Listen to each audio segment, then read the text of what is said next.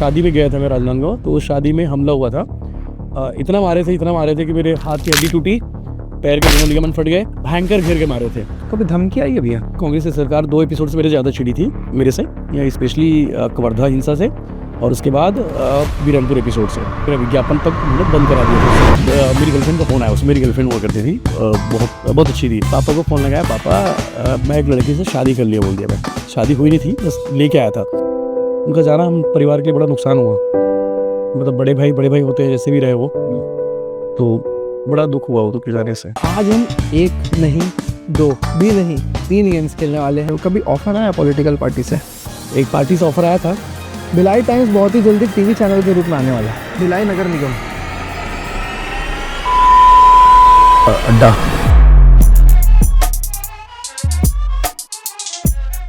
नमस्कार, welcome to the CG07 podcast, Chhattisgarh का सबसे डायनामिक और सबसे बेस्ट पॉडकास्ट चैनल। ये हमारा फर्स्ट पॉडकास्ट है and first is always special. तो आज के हमारे गेस्ट हैं एक ऐसे मीडिया हाउस के फाउंडर जो पूरे छत्तीसगढ़ के यूट्यूब जर्नलिज्म पे नंबर 1 पे आता है। उस मीडिया हाउस का नाम शायद आप कुछ लोगों ने गेस कर भी लिया होगा, Bhilai Times. And our guest is none other than mister Yashwant Sahu, founder of Bhilai Times. उनसे आज हम काफ़ी सारी बातें करने वाले हैं। इस पॉडकास्ट को एंड तक ज़रूर देखना, क्योंकि आपको बहुत सारी चीज़ें सीखने को मिलेगी, फन एंड इंस्पिरेशन दोनों मिलेगा, और सबसे इंपॉर्टेंट मज़ा बहुत आएगा, क्योंकि हमने उनके साथ बहुत सारे गेम्स भी खेलने हैं। So let's start the podcast. या जय जोहार।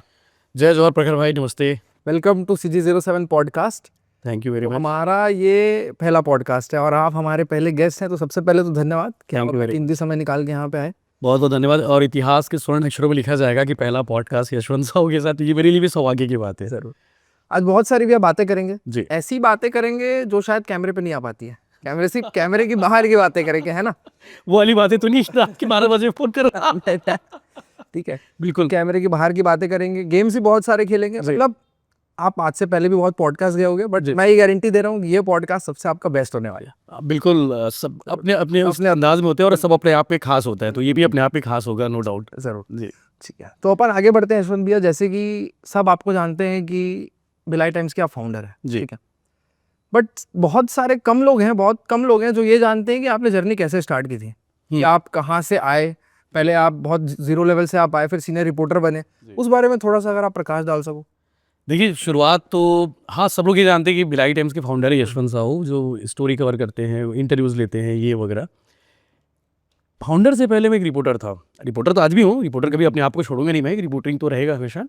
दैनिक भास्कर का रिपोर्टर था। शुरुआत मेरी राजनांदगांव से चल रही, राजनांदगांव में, और उससे पहले एक और शुरुआत हुई थी।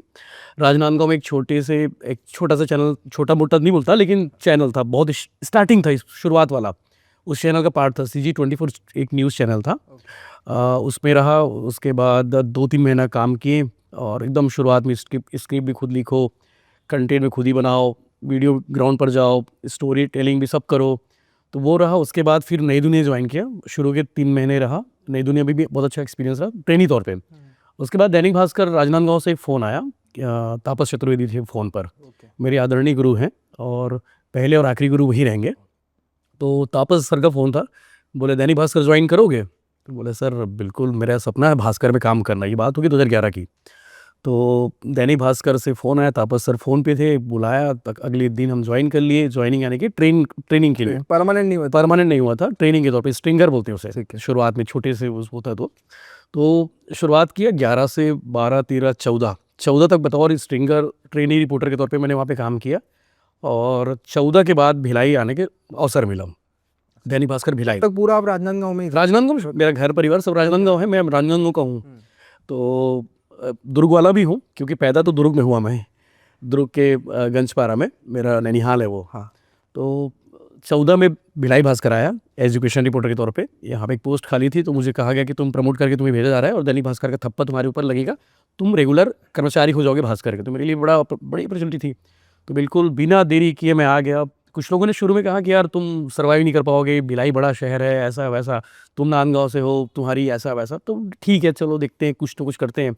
मेरे साथ एक चीज़ अच्छी कि मैं ना हर वो चीज़, नई चीज़ करने के लिए ना बड़ा बेताब रहता हूँ कि करना है, एक्साइटमेंट रहती है। तो टास्क बड़ा था कि भिलाई भास्कर में काम करना है एजुकेशन रिपोर्टर के तौर पे। तो 14-15 बढ़िया अच्छे से रहा, 14, 15, 16 सब अच्छा रहा, मतलब पूरे साल। 14, 15, 16, 17, 18, 19, 20, 21 में भास्कर को रिज़ाइन किया। लेकिन 14 से लेकर 21 तक की जो कहानी है, बहुत सारे उतार चढ़ाव, बहुत सारे टर्निंग पॉइंट, बहुत कुछ मज़ेदार रहा। तो आज उस 2011 से लेकर 2021 तक का जो दैनिक भास्कर में सफल रहा, उसके बाद एक फाइनल प्रोडक्ट बना यशवंत साहू भिलाई टाइम्स। तो भैया मेरे को एक बात बताएं कि कब आपको ऐसा लगा, क्योंकि आप तो जॉब में थे जी, भास्कर में, अच्छी खासी जॉब थी, बहुत अच्छी सीनियर रिपोर्टर भी आप 30,000 के आसपास की सैलरी थी। बिल्कुल, उस समय पे 30,000 मतलब हाँ, ठीक ये है। 2021 की बात है। एग्जैक्टली। तो कब आपको ये लगा कि कब आप डिसाइड किए कि हाँ मेरे को खुद का कुछ करना चाहिए, ये वाला कहाँ से आया, मतलब क्या था ये बात होगी 2019 की बात होगी, कोविड से ठीक पहले की। वेबसाइट पे हमने शुरू किया क्योंकि लोग ना अखबार पढ़ना बंद कर दिए थे, बंद करना शुरू किए थे उस टाइम पे, क्योंकि डिजिटल क्रांति का दौर शुरू होने वाला था। 2019 में ऐसा लगा कि लोग अखबार कम पढ़ रहे हैं, तो जो विज्ञप्ति भेजते थे, प्रेस विज्ञप्ति, जैसे कोई इवेंट हुआ, भैया हम प्रेस विज्ञप्ति भेजें, उसको लगवा देना, ठीक है भाई लगा देंगे, हमने छाप भी दिया। उसके बाद अगली सुबह उसी का फ़ोन आता था कि भैया वो छपा क्या करके, तो बोला कि वो आप अखबार नहीं पढ़ेगा। भैया अखबार नहीं पढ़ पाता, टाइम नहीं होता, ऐसे करके। तो ये समझ आने लगा कि यार लोग अखबार पढ़ नहीं रहे, बंद कर ही रहे थे, बंद कर रहे थे, शुरू कर दिए। तो एक काम करते, ठीक है ऐसे करते। तो मैं अपनी वाइफ से डिस्कस किया, शिल्पी से, कि यार लोग अखबार नहीं पढ़ रहे, अपने कुछ डिजिटल करना पड़ेगा, कुछ बड़ा करना पड़ेगा। और मैं भी वो रोज़ रोज़ की रूटीन से ना थक गया था। रोज़ सुबह 10 बजे ऑफिस जाओ, 12 बजे तक मीटिंग करो, शेड्यूल बनाओ, उसके बाद स्टोरी के लिए निकलो ग्राउंड पे, अपने दोस्तों अपने साथियों को करो, फिर शाम को 5 बजे फिर ऑफिस आओ, फिर खबरें चेक करो, खबरें बनाओ, पेज पे लगवाओ, पेज चेक करो, पेज छोड़ो, रात के 12 बज जाते। तो ये रोज़ रूटीन एकदम साइकिल था, सुबह 10 बजे से लेकर रात के 12 बजे तक का। इस बीच एकदम ज़िंदगी ख़त्म टाइप की हो गई थी, मतलब यार कुछ एक्साइटमेंट नहीं, बाकी चीज़ों के लिए समय थोड़ा कम, समय नहीं होता था। तो मेरी वाइफ ने कहा कि बिल्कुल कुछ करना चाहिए। तो भिलाई टाइम्स का जो नाम है, भिलाई टाइम्स का जो लोगो है, ये सब शिल्पी की देन है। शिल्पी ने कहा कि करना चाहिए। तो मैं 19, 20, 21 तक, मतलब 19, 20 तक तो उनको एज ए मेंटोर के तौर पे उनको गाइड करता रहा। एकदम खुल के सामने नहीं आया था, क्योंकि नौकरी भी कर रहा था मैं। बिल्कुल। 21 में फिर फाइनल की जनवरी का समय था 2021 में, कि अब बाबा का समय आया है। उस समय पे 20 जनवरी 2021 को मैंने रेजिग्नेशन लेटर लिखा। ठीक है। और मेरी आखिरी खबर थी टमाटर की स्टोरी थी। किसान परेशान हो गए थे, किसान बर्बाद हो गए थे। तो जिस दिन रिज़ाइन डाला उस दिन भी मैंने स्टोरी की, और मेरी फ्रंट पेज स्टोरी गई खबर पे। मतलब छोड़ते छोड़ते भी खबर नहीं छूटी। हाँ, वो तो मई तक चला ना, 3 महीने नोटिस पीरियड पे, तो जनवरी, फरवरी, मार्च, अप्रैल तक रहा। तो वो काफ़ी उतार चढ़ाव वाला वक्त था वो बीच। तो ऐसा था वो कहानी। तो जिस दिन आईटी की टीम आई थी, उस दिन मेरी शादी थी। तो सोचिए कि मेरे एक टास्क था कि भाई आपको इस स्टोरी को भी कवर करना है। तो दिन में मैंने शादी की आर्य समाज में, सेक्टर 6 आर्य समाज मुझे याद है। और फिर घर गए, घर जाने के बाद ऑफिस से फ़ोन आया कि भाई तुम्हारा बीट की स्टोरी है, आईटी भिलाई की टीम आई हुई देखने के लिए कि आईटी भिलाई को कहाँ शुरू करना है। एक तो CSBT वाला कैंपस था, उसके पीछे ज़मीन थी, तो वहाँ एक टीम गई थी। उसके बाद कुटेला भाटा। तो दिन में शादी किया, शाम को ऑफिस आया मैं। तो ये इंटरेस्टिंग पार्ट है ऐसे काम जर्नी के बीच में। दिन भर तो आपका पूरा इस पे ही चला जाता होगा अभी कि हाँ, मतलब ऐसा है कि दूसरी कोई दुनिया है ही नहीं मेरी, ये खबरों की दुनिया ही है, खबरों का समुंदर है, इसी में गोते लगाने हैं। मेरे को ये जानना है भैया कि छत्तीसगढ़ के मोस्ट फेमस जर्नलिस्ट का दिन कैसा होता है, मतलब आप उठते हो, क्या करते हो सुबह से, फिर शाम को खाना वाना कब होता है, फिर रात का खाना भी आपका लेट ही होता होगा। अच्छा, चलता है ऐसा लोग बोलते हैं कि मोस्ट फेमस जर्नलिस्ट के, बिल्कुल बोलते प्यार दिखेगा कमेंट्स में। नहीं, ऐसा नहीं है, बस लोगों का प्यार आशीर्वाद है। मैं अपने आप को वो नहीं मानता कि मैं बहुत फेमस हूँ। मेरे अच्छे अच्छे लोग हैं, बहुत बड़े काम करते हैं, बस वो अपना काम करे, मैं अपना काम करूँ। यही चीज़ इंसान को बड़ा बनाता है। मैं यही मानता हूँ कि मैं अपना काम करते रहूँ। मूल काम जो है पत्रकारिता धर्म। तो सुबह की शुरुआत होती है मेरी, मतलब दिन भर की जो शुरुआत होती है वो सुबह 7:30-8 बजे एक फ़ोन आता है रोज़, ये शुभम सिन्हा नाम के एक व्यक्ति का कि भैया गुड मॉर्निंग। बोले हाँ गुड मॉर्निंग, चलो पहुँचो जिम। युवान फिटे से शुरुआत होती है। और उसके बाद फिर हम लोग जिम जाते हैं। आप 8:30 9:30 तक रहते हैं वहाँ पे जिम में, 9 9:30 10 तक। फिर एक रोज़ एक चाय पीने जाते हैं जिम से तुरंत निकलने के बाद। हालांकि करना तो नहीं चाहिए, लेकिन हम लोग वही जाते हैं, आदत हो गई है। तो राजन चाय चौपाल हमारी, वहाँ हम लोग चाय पीने जाते हैं रोज़। उसके बाद फिर घर आ जाते हैं। फिर उसके बाद दिन भर की कुछ तैयारी रहती है कि आज दिन भर क्या कुछ हैपनिंग रहेंगी, क्या बड़ा इवेंट है, अपने साथियों को क्या बोलना है, क्या कल रात का रहा, तो वो सब तैयारी करते हैं। इन सब में काफ़ी 11, 11:30, 12 बज जाता है। नहा धो रेडी होने के बाद फिर अपने निकल जाते हैं ऑफिस में। उसके बाद फिर सीधे रात को 9, 8:30, 9 बजे घर जाते हैं। और सोना कितने बजे होता है? सोने का कोई टाइम नहीं है दोस्त, मतलब ये है कि 1 बजे के बाद ही सोना होता है। 1 से 2, 3 तक बजता है। कभी कोई वेब सीरीज़ देखते रहो तो 5-6 बज जाता है। तो फिर दिन बड़ा अजीब लगता है यार। ये वेब सीरीज़ देखने का समय मिलता है? हाँ, वही बताया ना, मिलता है रात में मिलता है। रात में मिलता है। तो कभी कभी शुरुआत होती है मेरी वेब सीरीज़ देखने की रात के 2 बजे के बाद, कि यार क्या है, देखा जाए ऐसे करके। अभी मैंने दूता देखा, एक दूता करके एक आई वेब सीरीज़, उसमें अमेज़न पे है, तो वो देख लिया। तो उस दिन 5-6 बजे तक सोया, मतलब देखा। अब एक्साइटमेंट रहता है ना कि यार अगला क्या हो रहा है, क्या हो रहा है। ये नहीं कि आधा देख लेते कल देखेंगे, ऐसा नहीं है, तो कंटिन्यू देखते रहते हैं। तो ये ऐसा है कि एक और मेरी जो रूटीन है जो बहुत प्रिय है मेरे लिए। ऑफिस से आने के बाद हम लोग, मैं और मेरी वाइफ जो है शिल्पी, हम लोग रोज़ घूमने निकलते हैं। नन्हे की कॉफ़ी पीने चले गए, नन्हे कोई भी, आप स्मृति नगर वाला हो गया, फिर किसी भी सेंटर हो गया, एक राउंड मारते ही हैं। और इस बीच हम लोग एक हम लोग के पास ना बहुत सारे कुत्ते हैं, मतलब घर में तो एक फ्लफ़ी है मेरे पास, लेब्राडोर। इसके साथ साथ मोहल्ले में है और ऑफिस में है और एक जगह और रिसाली चौक में है। तो इन लोगों को रोज़ ब्रेड खिलाने की आदत है। तो इन लोग के लिए ब्रेड लेने जाते हैं स्मृति नगर जायका, और वहाँ से आने के बाद इनको ब्रेड खिलाते हैं। तो इन सब में काफ़ी वक्त हो जाता है, मतलब 11:30-12 बज ही जाता है रोज़ हम लोग को घर आते तक। फिर खाना ना खा के मोबाइल देखते, टीवी करते टाइम हो जाता है। ये रोज़ की हैपनिंग है, मेरी रूटीन है। तो भैया जर्नलिस्ट होने के कुछ तो फायदे होते होंगे, जैसे पब्लिक को, जैसे मैं एक एज अ ऑडियंस अगर मैं पूछूं, जैसे मैं भी यही सोचता था कि यार पत्रकार है, हर जगह एक्सेस है, हाँ, तो ऐसे कुछ भी फायदे तो ऐसे होते होंगे जो जनरल पब्लिक के पास शायद नहीं रहता, वो एडवांटेज। हाँ, देखो तो क्या ऐसे फायदे हैं जो जर्नलिस्ट के होते हैं? पत्रकार बनते ही आपके पास एक वो रहता है कि आप आम इंसान नहीं होते हो, आप खास इंसान बन जाते हो। आपका परिवार खास इंसान बन जाता है, आपके दोस्त यार खास हो जाते हैं। क्योंकि आपको लेके एक बात कही जाती है हम पत्रकारों को लेके कि दिया तले अंधेरा, मतलब लोग हमसे उम्मीद करते हैं लेकिन हम अपने लिए कुछ नहीं कर पाते हैं। तो ये चीज़ें हैं। बाकी फ़ायदे ऐसा कुछ नहीं है, जिम्मेदारी बहुत रहती है इन कंधों पे। मतलब सोचो, जिनकी सुनवाई पुलिस नहीं कर रही है, जिनकी सुनवाई कलेक्टर नहीं कर रहे हैं, जिनकी सुनवाई एसपी नहीं कर रहे हैं, जिनकी सुनवाई निगम नहीं कर रहे हैं, वो सब लोग हमसे उम्मीद करते हैं और करते भी हैं। उम्मीद हो, क्योंकि काम है। चौथा स्तंभ है लोकतंत्र के हम लोग, पत्रकारिता। तो जहाँ कहीं सुनवाई नहीं होती, वो हमारे पास लोग आते हैं कि भैया आप लोग कुछ कर दो। तो जिम्मेदारी ज़्यादा रहती है। फ़ायदे हम नहीं देखते कि फ़ायदा क्या होता है। बस ये है कि इस प्रोफेशन को हमने चुना है तो बहुत मेंटल प्रिपेयर होकर चुने हैं भैया। नहीं यार, अब जाना है तो मतलब त्याग बहुत है। कुछ भी जैसे केस वगैरह होता है, जैसे पुलिस की चीजें जो वो लोग राउंड बना के रखते हैं, तो वहाँ पत्रकार को अलाउड रहता अलाउ रहता है, क्योंकि काम करना है ना, काम हमको बताना है कि यहाँ पे मर्डर हुआ है, कि यहाँ पे चप्पल पड़े हुए हैं, तो हम तो अंदर जाना ही पड़ेगा। तो एक्सेस रहता है, तो वो कोई फायदे वाली चीज़ नहीं है, वो तो रूटीन की ड्यूटी है हमारा जाने के लिए। तो फायदा है। वो लोगों को देख के लगता है कि अरे इसको तो अंदर जाने मिल गया, ऐसा अंदर जाने इसलिए मिल गया, देखो कोई कॉन्सर्ट हो रहा है, तो कोई कार्यक्रम हो रहा है, तो वो लोग खुद ही चाहते हैं कि भैया पत्रकार आएगा तब तो कवर करेगा ना। तो वो हमारा काम ही है, ये फायदे वाली बात नहीं है उसमें। अच्छा, एक सवाल और है कि सारे पत्रकार को रहता है, जैसे कल को अगर कोई आदमी यूट्यूब चैनल चालू किया, सोशल मीडिया में अपना एक माइक लेकर के लोगो प्रिंट करके वो अपना कर रहा, तो वो भी अपने आप को पत्रकार बोलते हैं, तो क्या उन सबको भी अलाउड रहता है या फिर क्या रहता है? देखो, वो अलाउ कौन करते हैं, इंपॉर्टेंट है। जैसे भाई मान लो कि आप कार्यक्रम करा रहे हो, आप तो चाहोगे ना कि ज़्यादा से ज़्यादा लोग कवर करें, ज़्यादा से ज़्यादा मेरा कार्यक्रम दिखे, तो आप तो अलाउ कर देते हो। लेकिन मूल रूप से अगर मैं देखा जाए तो मैं चाहता हूँ कि हर वो आदमी पत्रकार नहीं है जो यूट्यूब चैनल चला रहा है। मेरा कहना है कि कम से कम एक्सपीरियंस होना चाहिए, अनुभव होना चाहिए। मतलब पत्रकार का क्या डेफिनेशन होता है आपके? डिग्री होती है, आप बाकायदा पढ़ाई करते हो जर्नलिज्म की, उसके बाद आप किसी प्रेस में काम करते हो, किसी प्रेस में रहकर आपको मालूम होता है कि पत्रकारिता के धर्म क्या होते हैं, एक जो संवैधानिक काम होता है। ये ऐसा नहीं कि कोई भी यूट्यूब चैनल चालू कर लिया, मोबाइल लेके निकल गया, आईडी लेके निकल गया, चालू कर दिए, वो काम नहीं है। आज नहीं, ऐसा बोलोगे तो हर कोई पत्रकार है फिर तो। मूल रूप से जो पत्रकार होते हैं ना, वो बेसिकली उन्हें पत्रकारिता धर्म मालूम होता है। एक तरफा किसी के खिलाफ आप खबर नहीं दिखाते हो। आपको, जैसे मैंने आपको चोर कहा, तो आपसे पूछूंगा कि भैया फलाना ने आपको चोर कहा है, चोर हो क्या आप करके, तो आपका पक्ष लूंगा। तो दोनों पक्षों को दिखाने के बाद एक मूल खबर बनती है, और वो पत्रकार का धर्म होता है। मैं समझता हूँ हर कोई पत्रकार नहीं है, लेकिन हाँ, जो पत्रकार है उनकी जिम्मेदारी बहुत ज़्यादा है इस दुनिया में। तो भैया एक टर्म निकल के आ रहा है पिछले, मैं बोलूँ तो पोस्ट कोविड के बाद से, यूट्यूब जर्नलिज्म। बिल्कुल।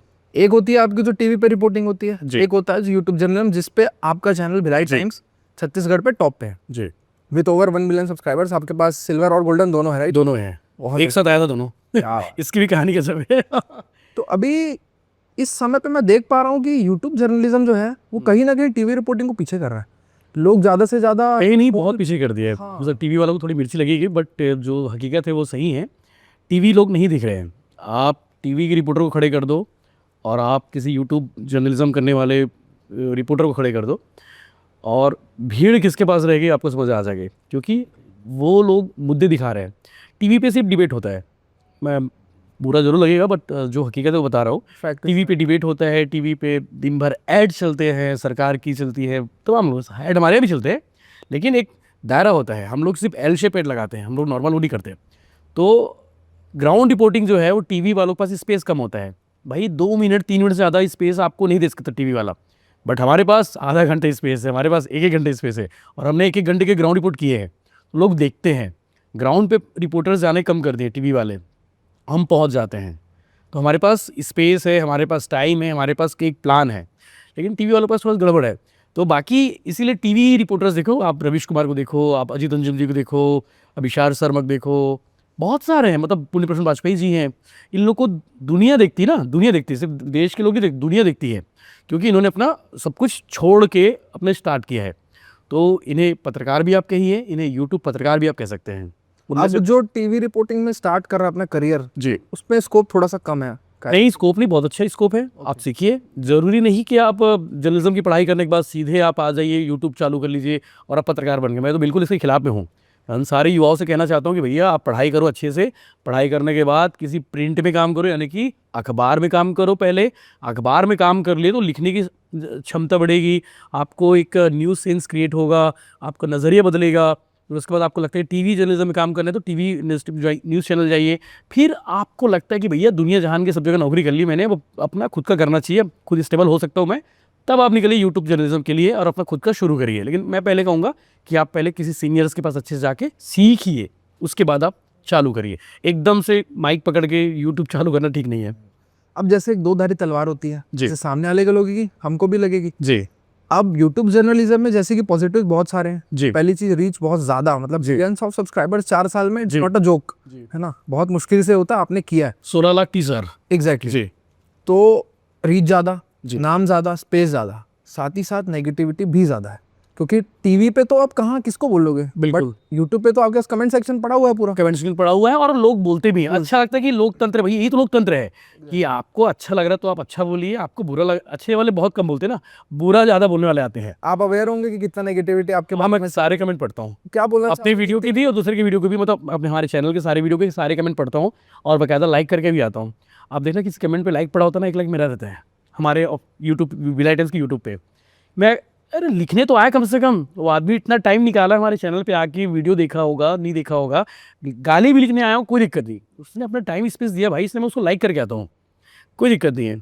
अब कुछ लोग कमेंट तो करते हैं आपके प्रोफेशनल काम के ऊपर, ये काम ऐसे करता है, ये गलत बोल रहा है, ये बोल रहा है, लेकिन कुछ लोग होते हैं जो थोड़ा पर्सनल भी चले जाते हैं नेगेटिविटी, तो उसको कैसे हैंडल करते हो आप? इफेक्ट नहीं करता आपको? नहीं फर्क नहीं पड़ता, ठीक है, फर्क नहीं पड़ता। मैं कमेंट सेक्शन रीड कर रहा था जी, जब भी आप किसी पॉलिटिकल पार्टी के नाम ले सकते हैं, 2 पॉलिटिकल पार्टी, भाजपा, कांग्रेस और कांग्रेस, छत्तीसगढ़ क्रांति सेना, जवाहर छत्तीसगढ़ पार्टी। एग्जैक्टली। तो जब आप भाजपा पे बनाते हो तो एक आपका नामकरण कर दिया जाता है कि बीजेपी का दलाल है यशवंत साहब। मैं खुद पढ़ा इस चीज। हाँ हाँ, और जब आप कांग्रेस की बड़ाई करते हो तो कांग्रेस का चमचा बोल देते दलाल। क्या है, मतलब क्या हो आप? मैं गाली खाने वाला इकलौता नहीं हूँ, मतलब चमचा भी कहने वाला इकलौता नहीं हूँ, दलाल के सुनने वाला इकलौता नहीं हूँ। मेरे जैसे जितने भी हमारे भाई लोग हैं जो यूट्यूब जर्नलिज्म कर रहे हैं, देखो यार क्या होता है कि आप कोई खबर करते हो, हर सिक्के के 2 पहलू होते हैं, तो ज़रूरी नहीं कि हर खबर सबको अच्छा लगे। जिनको बुरा लगता है वो कमेंट करने आ जाते हैं, लेकिन सच्चाई तो हकीकत वही रहती है। जैसे ईडी की रेड पड़ी, चैतन्य बघेल को लेकर गई ईडी की टीम, हमने स्टोरी कवर की तो लोग बोलने लगे कि बीजेपी के दलाल हो। कोई दिक्कत नहीं भाई, सब सही है। वैसे ही जब हमने भूपेश बघेल के बारे में कुछ और अच्छी चीज़ दिखा दी कि भूपेश बघेल खाटी किसान नेता है, भूपेश बघेल ग्राउंड पर रहते हैं, तो कांग्रेस के चमचे बोल दिए। तो मैं कंफ्यूज्ड हूँ और मैं सिर्फ अपना काम कर रहा हूँ, मैं ज़्यादा कुछ नहीं कहूँगा। आप नामकरण खुद करिए, कहीं कोई दिक्कत नहीं है, मुझे कोई फ़र्क नहीं पड़ने वाला भाई। लेकिन मैं ग्राउंड रिपोर्टिंग करता हूँ, अपने काम करने निकलता हूँ, चाहे बहुत सारे मुद्दे, मतलब हमने जो उठाए मुद्दे, वो मुद्दे उस पर असर हुए हैं, सरकार ने उस पर संज्ञान लिया है। हमारे हर मुद्दे पे भिलाइयंस को ये लगता है, दुर्ग वालों को ये लगता है कि भैया यहाँ की सड़क खराब है, यशवंत को बुला लो, भिलाई टाइम्स को बुला लो, हम लोग चले जाते हैं और नो डाउट अगले दिन सड़क बन जाती है। मैं आपको जो जिसका एग्जांपल बोलो बता दूंगा, आज हमने स्टोरी की, कल सड़क बन जाती है। तो क्या वीडियो बनाना गुनाह है क्या यार? सड़क बन जा रही है, बिजली लग जा रही है, क्या फर्क पड़ता? पानी आ जा रहा है, जनहित के मुद्दे ही तो उठा रहे हैं। तो जो जरूरी विषय होते हैं वही हम उठाते हैं। अब उसके बाद नामकरण करने का अधिकार स्वतंत्र है। भारत 1947 में आज़ाद हो चुका है, लोकतंत्र संविधान लागू हो चुका है 1950 में। आप स्वतंत्र है, मैं किसी को रोकूंगा टोकूंगा नहीं। हाँ, लेकिन निगेटिविटी कमेंट करने वाले बहुत कम होते हैं, जिसे हम लोग देखते हैं, आप देखते हो। लेकिन अच्छा जो प्यार करते हैं, जो लोग आशीर्वाद देते हैं, ये लोग कमेंट करने नहीं आते हैं, एक आपको पार्ट बता रहा हूँ, जो अच्छा सोचते हैं, जो प्यार करते हैं, वो कमेंट नहीं करते हैं, और जो सिर्फ नेगेटिव करते हैं, उसको उनकी जिनके दिमाग में जहर भरा पड़ा है, वो आके अपना काम कर देते हैं। तो कोई दिक्कत नहीं, कोई फ़र्क नहीं पड़ता। और थोड़ा सा हाँ बुरा लगता है कभी कभी, लेकिन पर्सनल होते तो बुरा लगता है। कई कुछ लोग का पर्सनल होते हैं, जैसे मेरी वाइफ को लेके कमेंट कर देते हैं, मेरी मम्मी को लेके कमेंट कर देते हैं, गाली भी लिखते हैं, तो बुरा लगता है। गाली वाली नहीं लिखना चाहिए भाई, उनकी भी, लिखने वाले की भी माँ होगी, लिखने वाले की भी बहन होगी, लिखने वाले की भी पत्नी होगी, तो वो नहीं करना चाहिए। अब बाकी ठीक है। आप जैसे स्टोरीज करते हो, निडर होके करते हो, जो भी आप बोलते हो, आप मतलब ऐसा नहीं है कि एकदम सोच के बोल रहे हो या फिर किसी के डर से बोल रहे हो। अब लेकिन स्टोरी चलो पब्लिश हो गई, आपने यूट्यूब में डाल दिया, आपने इंस्टा पे रील डाल दिया, फिर कभी प्रेशर आया है कि ये स्टोरी हटाओ या इसको डिलीट करो? कुछ ऐसा प्रेशर कभी बना? हाँ, आता है प्रेशर। प्रेशर नहीं बोलना चाहिए उसको। सामने वाला अपनी बात रखता है कि भैया आपने मेरी स्टोरी डाल दी है, हमारी खबर डाल दी है, मैं ऐसा नहीं हूँ, वैसा नहीं हूँ, तो फिर कैसे हो? आप अपने पक्ष रख दिया, आ जाओ। कई लोग बोलते भी कि वीडियो हटा दोगे क्या भैया, वो कर दोगे क्या भैया, तो हम लोग वीडियो नहीं हटाते हैं। आपको लगता है कि मैंने कवर गलत किया है या फिर मैंने आपका पार्ट नहीं लिया है, तो आप अपना पक्ष देने आ जाइए। तो अपना पक्ष देने आते हैं और अपना बात बताते हैं उन लोग, तो डिलीट नहीं करते हम लोग वीडियो। बहुत हो सकता है जब हमारी ओर से ब्लंडर होती हो, जैसे कि फैक्ट गलत हो गया, जो फैक्ट के साथ हम खिलवाड़ नहीं कर सकते। अगर लगता है कि भैया ये 10 नहीं 20 होना था, हमने 20 कह दिया है, ये रामलाल नहीं ये बाबूलाल होना था, तो वहाँ पे हम लोग बाकायदा माफ़ी मांगते हैं, लिख के त्रुटि सुधार, कि हमें खेद है कि हमने गलत कह दिया है, हमने खेद है कि हमने गलत बता दिया है, तो इसे पढ़ा जाए। तो वो लिखते भी प्रॉपर कमेंट करके। और जब कभी कुछ लगता है कि बहुत ज़्यादा ब्लंडर हो सकता है, तो हम वीडियो को भी डिलीट करते हैं। एक सामाजिक सद्भाव को लेके रहता है, तो उसको हम सब चीज़ें ध्यान रखते हैं। कोई धार्मिक उन्माद, धार्मिक तनाव ना फैले, ऐसी खबरों को हम लोग नहीं करते हैं।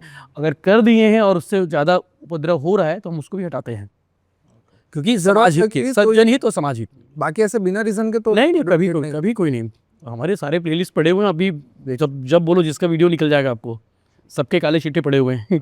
अब जैसे न्यूज़ आप बनाते हो, बहुत सारे कांड होते हैं, रूलिंग पार्टी के खिलाफ भी आपको न्यूज़ बनानी है, उनके फेवर में भी आपको बनानी है, और आप क्रिमिनल्स के भी अगेंस्ट में न्यूज़ बनाओगे, जो क्राइम हो रहा तो बनाना ही है। बनाना ही है। कभी धमकी आई है भैया?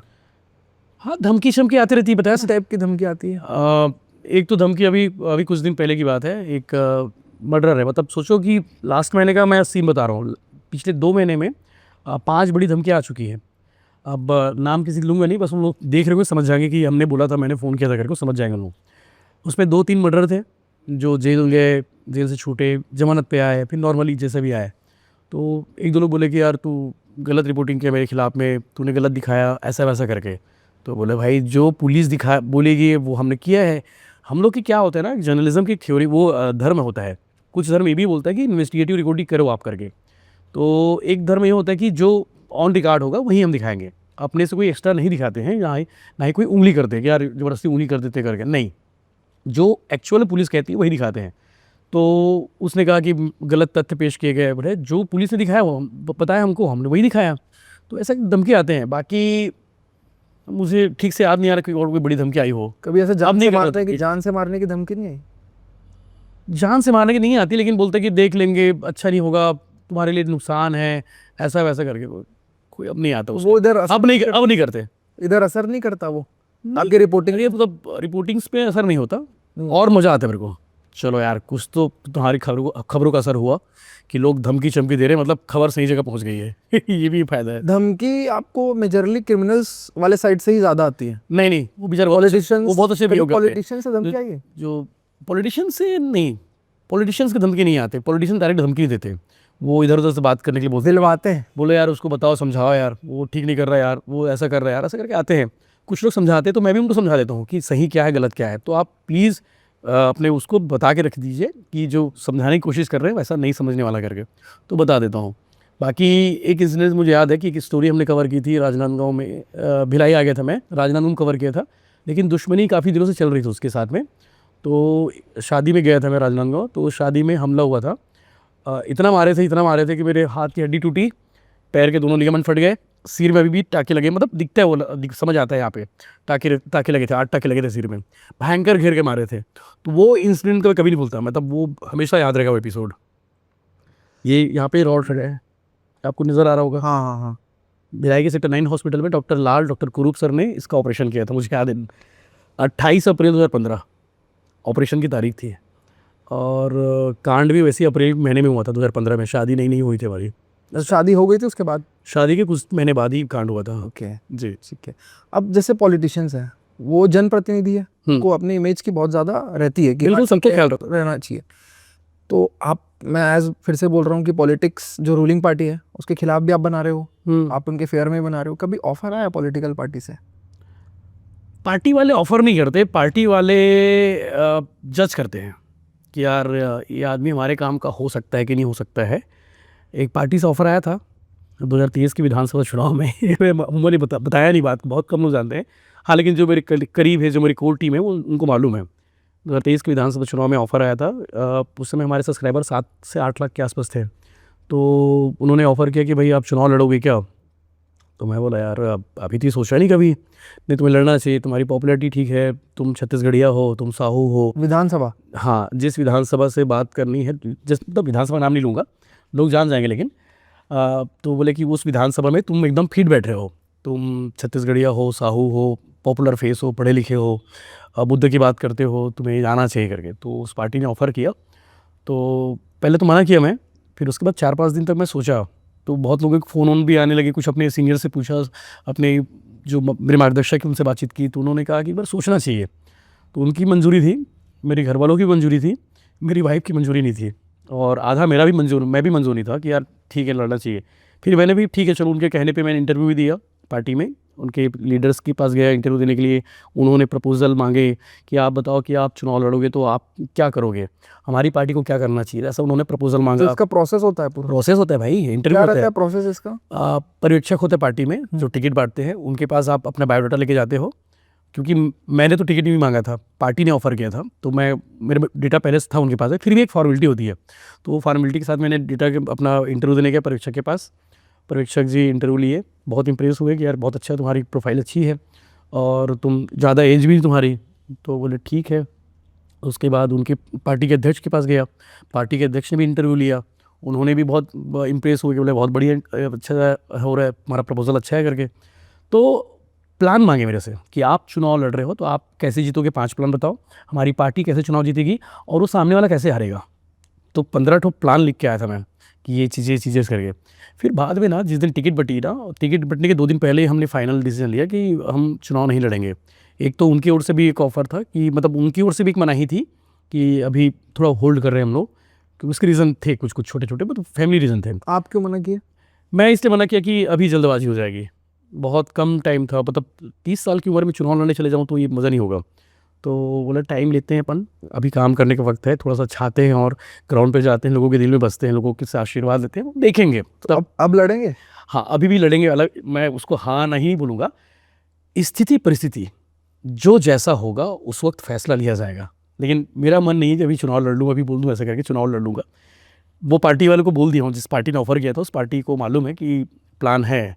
तो अब तो ऐसा कि तीनों पार्टी से ऑफ़र है अब तो बीजेपी वाले भी कर रहे हैं, कांग्रेस वाले भी करते हैं और छत्तीसगढ़ क्रांति सेना वाले भी बोलते हैं। मतलब एकदम खुल के नहीं, लेकिन उनके लोगों ने ऑफ़र किया है कि तुम ट्राई कर रहा इस सीट से। वो सीट में नहीं बताऊँगा, बाकी पार्टी तीनों है।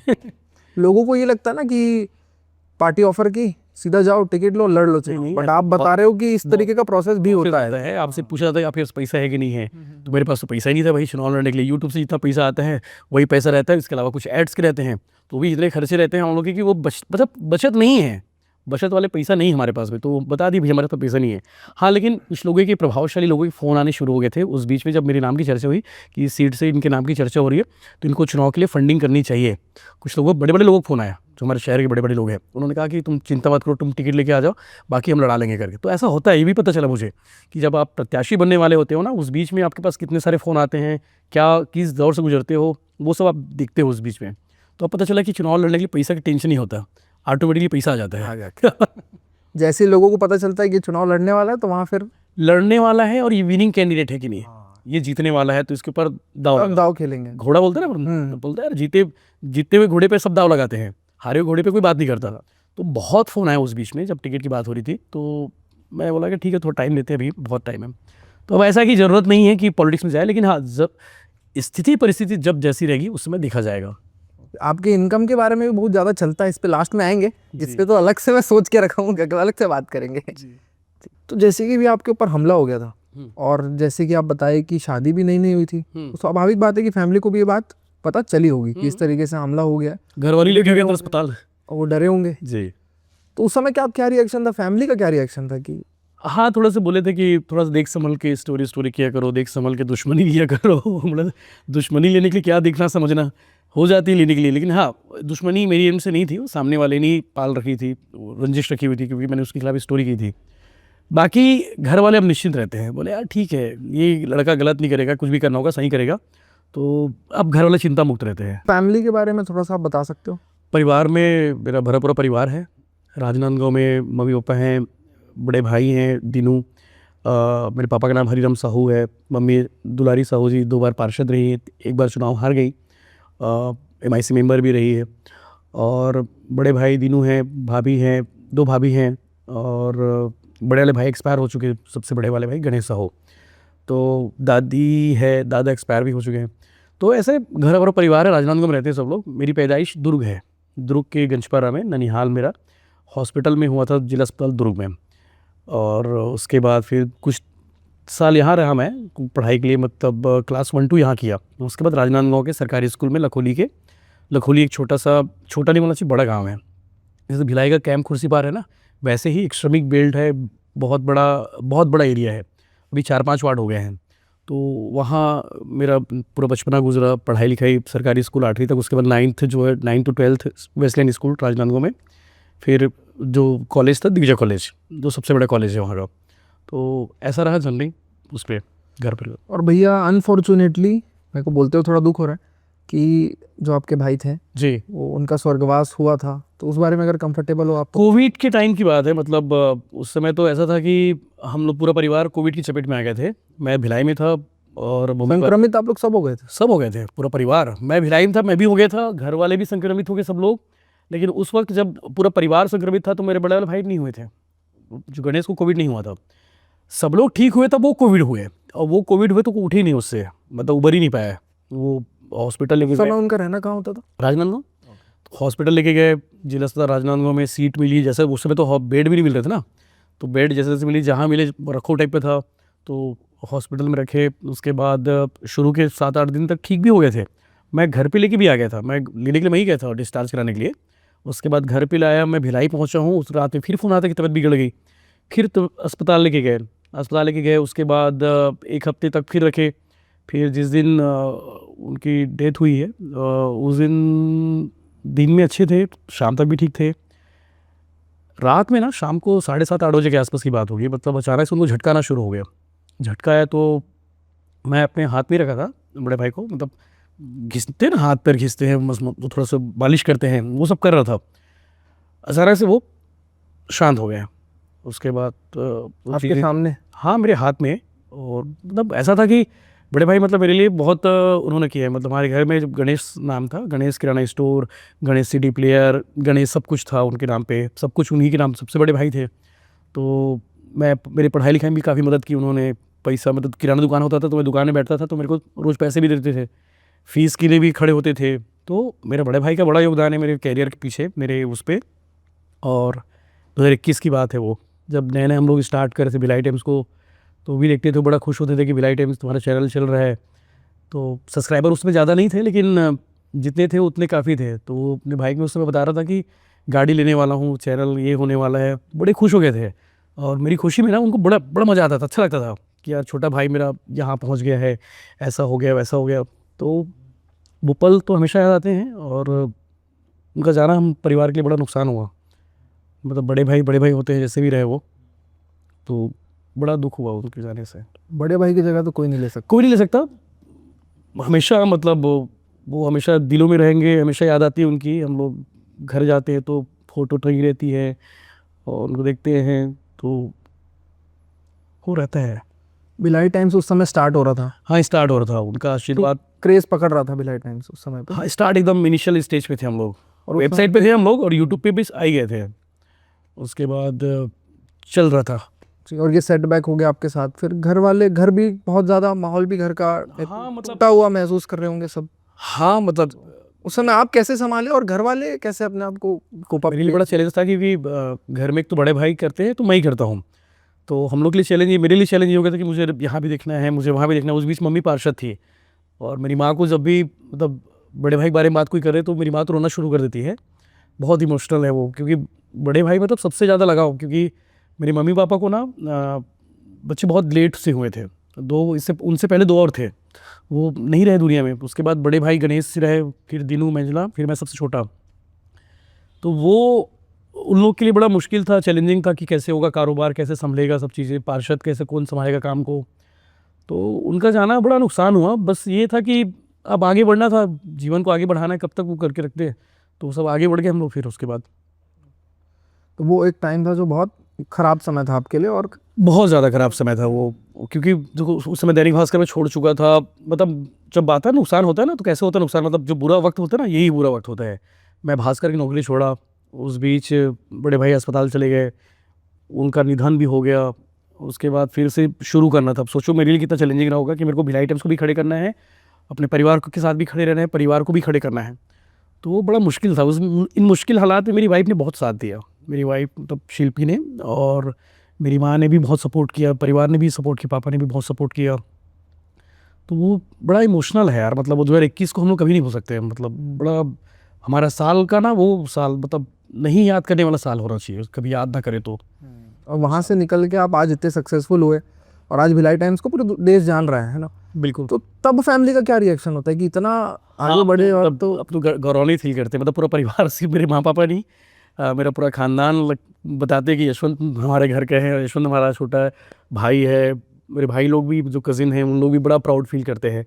बताते हैं कि जैसे कुछ लोग पूछते हैं ना कि यार तुम्हारी फ़ोटो यशवंत के साथ दिखा था, तो हाँ मेरा छोटा भाई है, हाँ मेरा परिवार का है, मेरे चाचा का बेटा है, मेरे बड़े पापा का बेटा है, ऐसा लोग बताते भी हैं। और मेरे माँ पापा तो बहुत खुश होते हैं, मतलब वो कहीं भी चले जाएँ, मतलब राजनांदगांव की किसी भी बाज़ार में चले जाए तो पूछते हैं यशवंत कहाँ है, यशवंत की मम्मी इसका तेहा, यशवंत की तो रील में देख रहे हों, तो मम्मी खुश हो जाती है। और कई बार साथ में जब मेरी मम्मी आती, मेरे साथ में रहती है ना, मतलब भिलाई विलाई कहीं भी जाते हैं मार्केट, तो उनको बड़ा प्राउड फील होता है कि यार यशवंत के साथ फ़ोटो खिंचवाने के लिए लोग आ रहे हैं।